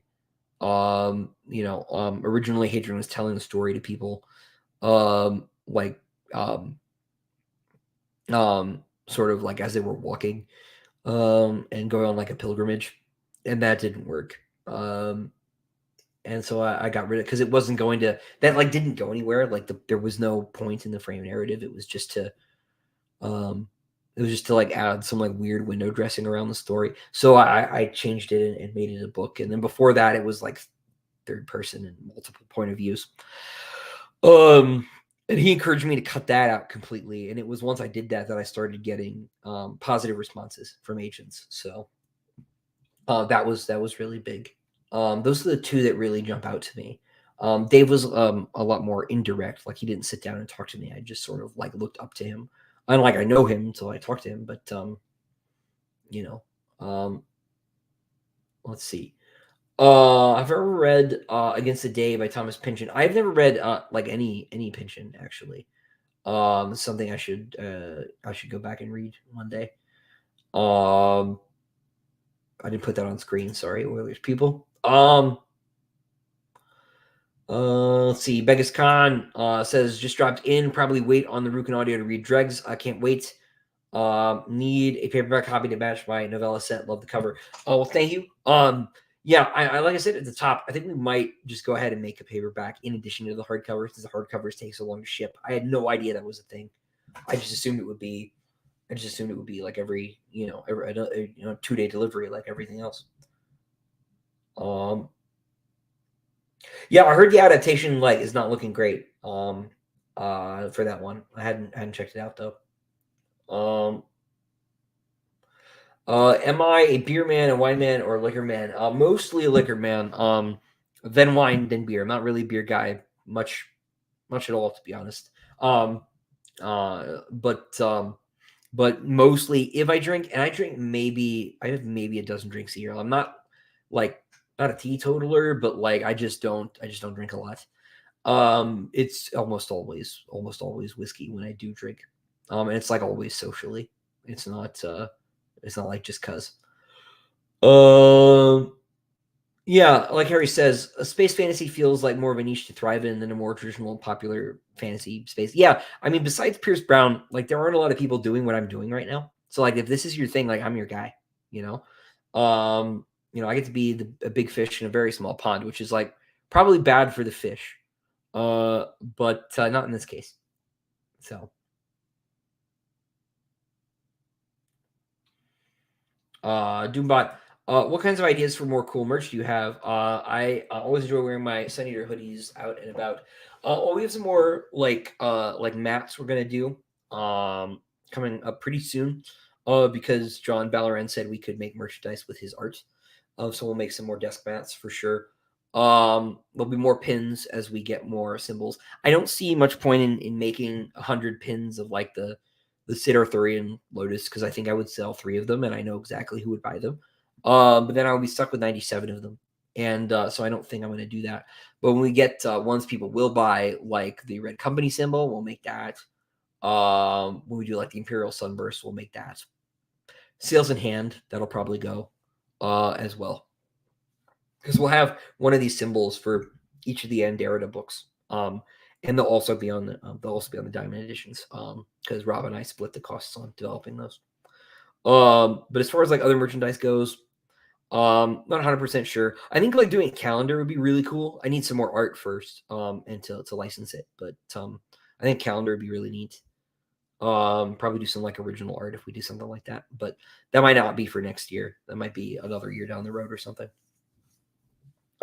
Amy says Basander Lynn is my favorite Sun Eater character, hands down. Hell yeah, Basander gang. He's so polarizing. Like people either like love him, he's their favorite character, or there's like that dude is a jerk. I would be like really interested to like run a survey and figure out, what the predictors of Basander scanning are. I have some theories. Like being cool. I for one think Basander Lynn did nothing wrong personally. Extra Solarian cyberpunk noir thriller would work for 100%. I would love to go hang out with Simon again. Is Simon dead? I don't know. Did he survive? gutter ballet. It's possible. William says, "Oh, William, I'm glad that was encouraging. Yeah, no, you should like totally do it. Totally. Good luck with the writing. Um, um, do, do, do, do, do. Well, Casey, that's because you're a Mormon. Do I support any sports teams? Not really, to be honest. The only sport that like I ever followed with any attention really at all was boxing for a couple years because I was boxing. The pandemic like totally prevented me from continuing doing that, so I sort of like fell off.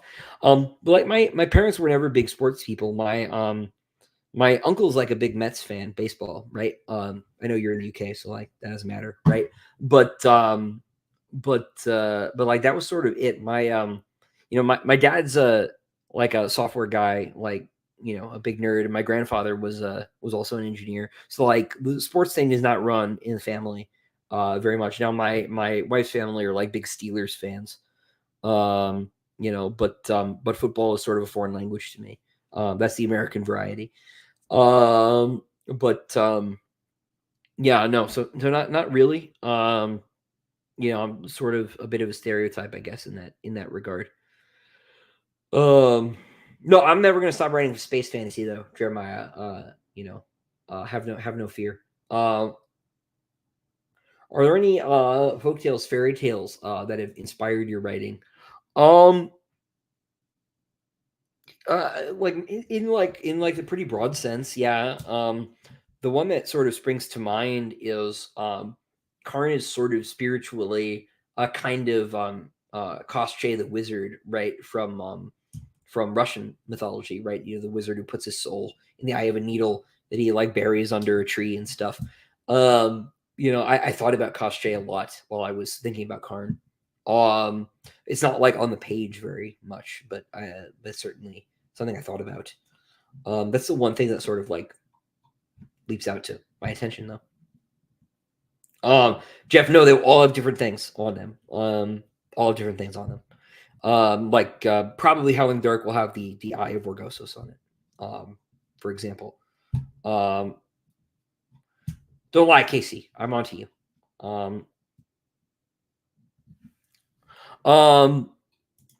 Oh, cool. Another boxer. Favorite fighter to watch at the time was Lomachenko. I thought he was great. I don't have a lot of intelligent things to say. It's been like years, but we would watch fights like after practice. And so that was like when I was following it. That was why, because I was boxing like 3 days a week for like a good year, maybe year and a half. Which was really fun because like we were actually fighting. A lot of like boxing gyms are just like go do bag work, right? So like I always feel the need to clarify that like no, I was getting punched in the head by people who were like 2 feet taller than me because I am not very tall. And so but which I perversely found to be an advantage because like people couldn't find me, their gloves are always in the way, which was funny. But yeah, no. So like it was sort of deeply tied to practice. It wasn't like a recreational thing.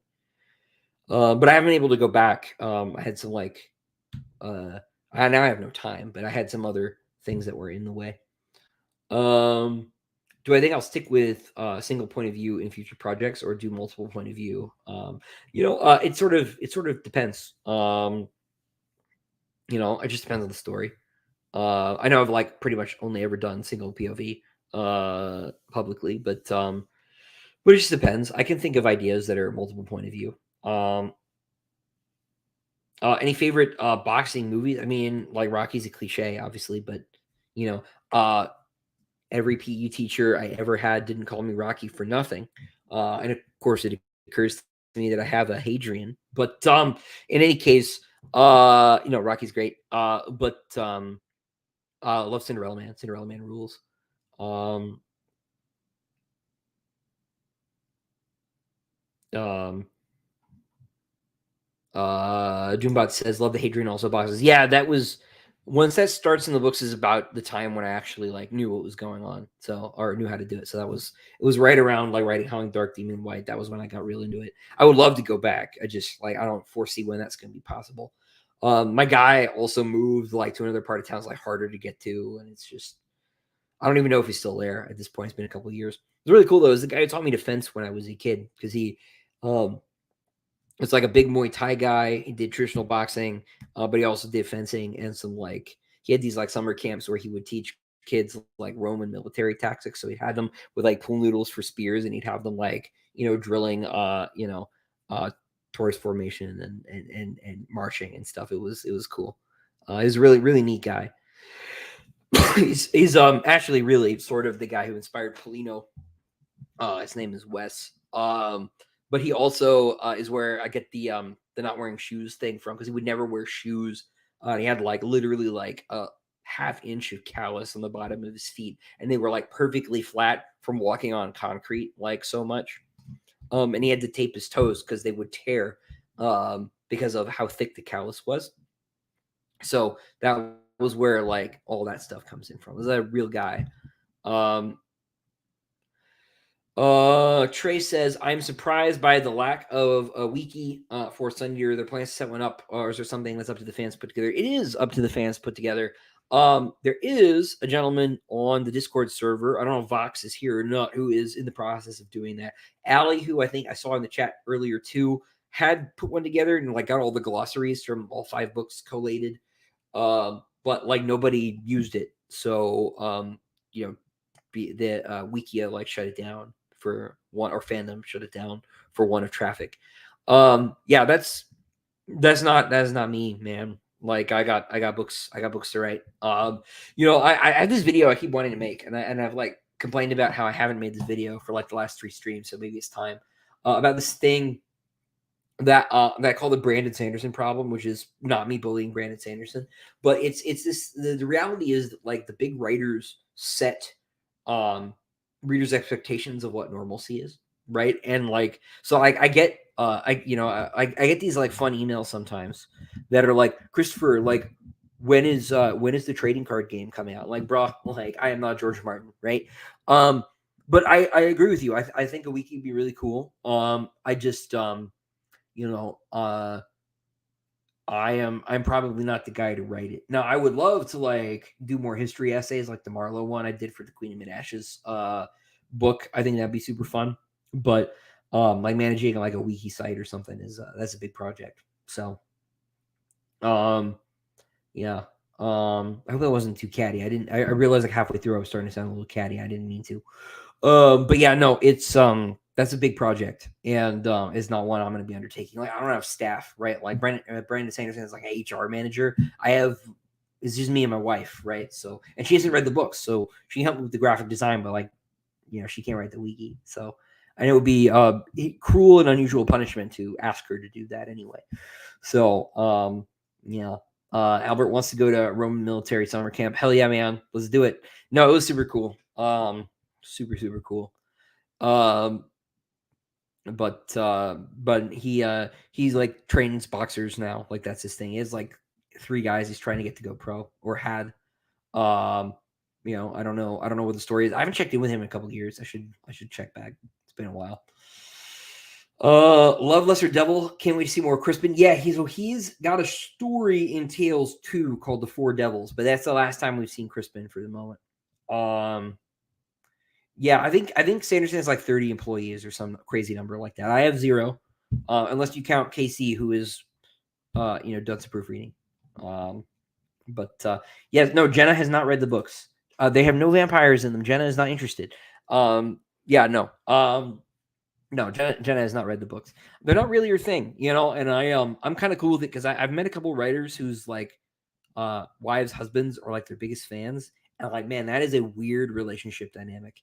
I kind of like that Jenna does not walk up to me and ask questions like, so in book 3, like, what did this mean? Right. Like, it's kind of cool, that like she likes that I'm a writer, but the actual writing part, like, does not mean much to her. Like, she's not, that's not fair. She's not like a Sun Eater fan. Right. Let's not say she dislikes it. You know, she likes it. It pays the bills.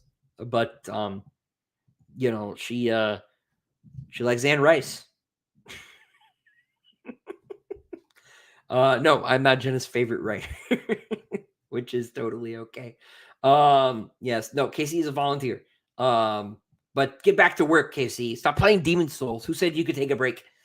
Yeah. Although speaking of taking a break, I'll probably wrap this up here soon. It is getting late here.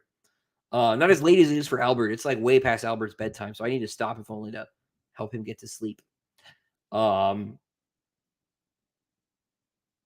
Andrew says, all I want is a series of novellas that are just Crispin and Alistair reacting to the events of the series. Yeah, people say this like all the time, which surprises me. Because like I can't think of a story that like would go with any of that, right? Like those are just scenes. Like that's not a plot, right? So I'm not a slice of life guy. I don't understand why slice of life is a thing. Like you have life, right? Like go live. Go live. Touch grass. Go out there, right? Let's see. Yes, Albert is a big Marlowe family reunion stan. I don't know if you'll be disappointed or not. You'll just have to like wait. I got 2 more books, man.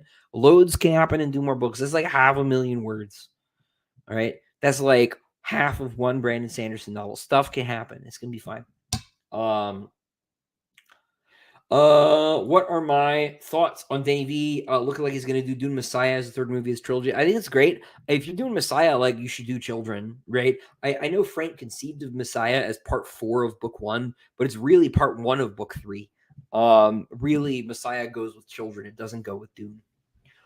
There's an unwritten book between Dune and Messiah that Frank should have written. That the absence of which is like actually a deep structural problem for the series. In my opinion, I do not believe that Frank sets up Paul as the bad guy at all. I find it completely unconvincing. I think this is why people like the first book and tend to fall off on the sequels pretty hard. I think that Frank doesn't really tee up your expectations appropriately. But like I would love to see the Denny V cast Dune Messiah. I would love to see Children of Dune. I would love to see God Emperor, but like I said, I don't want to see Heretics. All right, if Zin is still here, I do not want to see Deanna Montrez at all. It just can't be made to work. It can't be made good. Miles Tegg is awesome. The rest of Heretics and Chapter House, no thank you. There are 4 Dune books. That's it. But I unironically love God Emperor, though. I think it's Frank Herbert's best book. Period. It's so cool. It's so cool. It's so wild. And it's also like clearly the book he wanted to write because it's like got his thesis. You know, it's about the idea in a way that Dune is not. Vampire space fantasy. Maybe. I like vampires. Vampires are cool. As everybody knows, my favorite vampire book is The Stress of Her Regard by Tim Powers. It's a genius. It's so good. Tim already made Vampire School again, Lino, but I would be willing to give it a shot. But then Jenna would like read one of my books and like, what if she became a fan of it? And then like our dynamic was weird. Like certain other writers I know, it would be terrible. So I don't know if it's worth the risk. Everything's good right now. But speaking of, I should probably wrap up. We're after 10 o'clock. I will take like maybe one more question. In the meantime, a little bit of writing update. Of course, Disquiet Gods is done. I reviewed the copy edit. It is sent in. It is with a typesetter. They are, they're putting the pages together. The e-arc. So you'll be able to buy the advanced electronic copy of book 6 on January 10th, plus or minus 5 days. I can't remember. I think it's 10th. Excuse me. I think it's the 10th. It may be the 15th. It's been a minute since I worked at Bain, but I think it's the 10th. And so you'll be able to actually read it in January. It'll be a little more expensive, but all that money goes to me and to the publisher. It doesn't go to like Barnes & Noble or Amazon or whoever. The only place you can get it is from Bain directly. I will, of course, post a link to that. But Disquiet Gods is done, absent proofreading and typesetting, right? And like proofreading is pretty easy. So that only take like a week to read. All I have to do is reread the book and call out typos. So that's done. DREGS, of course, is done. I'm working on a new cover for Queen of Mid-Ashes with John Ballaran, who did the cover of DREGS. And so we'll be getting that out soon. If Boyd is still here, Boyd is gonna love the cover. It's gonna be great. It's Godard Malian. So that will hopefully come out in December. I'm also working with James Cook on a new cover for Tales of the Sun Eater Volume 1. That'll probably come out mid-December. And it may even be January, just depending. James is very busy. Diamond edition of Empire of Silence is going to the printer probably next week. We're behind schedule on that, but we wanted to make sure we got all the details right. So that'll be close. Hopefully around the end of the year or early next year, we will be starting work on Howling Dark Diamond Edition, which I'm very excited about because, as everybody knows, Howling Dark is my favorite child. It is the book that was easiest to write, but I share your feelings. I think Card Saga is cool, so like I want to do the art for Howling Dark. It's gonna be super fun. To Jesse's question, when does the Disquiet Gods audiobook come out? So Disquiet Gods officially comes out in April, right? Comes out April 2nd. That should be when the audiobook comes out to the day. Now, sometimes getting audiobook publisher, regular publisher to coordinate perfectly is difficult. So it might not be precisely that, but it'll come out in April when the book actually comes out. It is simply the case that Baen releases their advanced copies for purchase in a way that no other publisher does. So you can read the ebook version before the proofread. And so, that you can get in January, but the audio will come out when the actual book comes out in April, which is like normal, right? Yeah, so that's how that works. And then the last thing with my writing update that I needed to get out there was that book 7, I should finish chapter 2 like tomorrow. So that's cool. And there are currently 71 in the outline, so I'm already like 1.5% done, which is awesome. So things are feeling really good about book 7 so far. It's been as book 7 could be another favorite child. It could be one that doesn't abuse me. Favorite book child. Obviously, my real child is my favorite one. She's so cool. But yeah. So So like things are going really, really well. Isaac, good to see you. Thanks for being here. Jeremiah, I'm result for Karn. HD is my favorite book. Man of Culture, a Doombot of Culture, even. And Hive Tyrant with the important question: do the Cielson have souls? In my opinion, of course they have souls, right? They're sentient creatures. It's just a question of how bent those souls are. So, which book is my least favorite child? That's a really good question. It's almost so. This is it could be any of the other 4, or any of the other 5. Honestly, Empire of Silence, I was forced to completely rewrite everything after he leaves home from Delos, and some of the stuff before he leaves home by my original editor, who took a stronger, more authoritarian hand than subsequent editors have. So that was tough. I rewrote the entire thing in 3 months without an outline. It basically drove me insane. That was not fun. Demon in White was pretty smooth writing. No, Demon in White took longer than it was supposed to take. Battle of Berenice was a pain in the butt.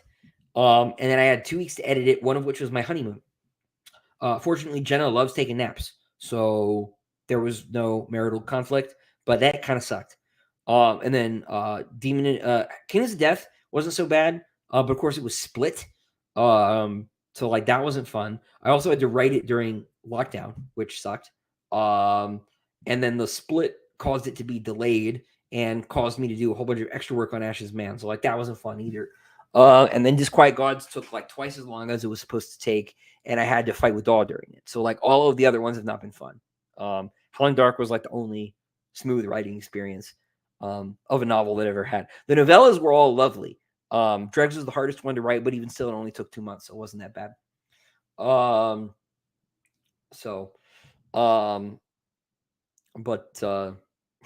Jeremiah says Valka also loves her naps. I knew Valka before I knew Jenna. I'm just gonna put that out there. Jenna likes to joke that Jenna is based on Valka, which is not true. Jenna is not goth and has no tattoos. She's also way nicer. Valka's kind of mean. But yeah. So no. But what was I saying? Yeah, no, all the other books were a pain in the neck for one reason or another. And yeah.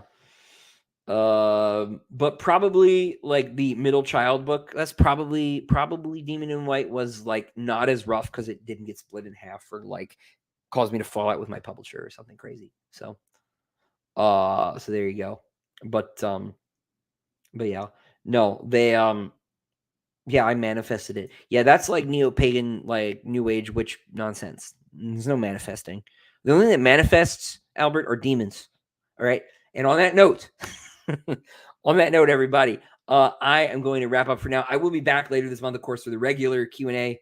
But if you have not, go ahead and check out Dregs of Empire, which is out today. Link is in the description. You get the ebook instantly. The hardcover is going to take a minute. But like I said, I'm trying to work on some solutions to that. But until next time, ladies and gentlemen, stay well.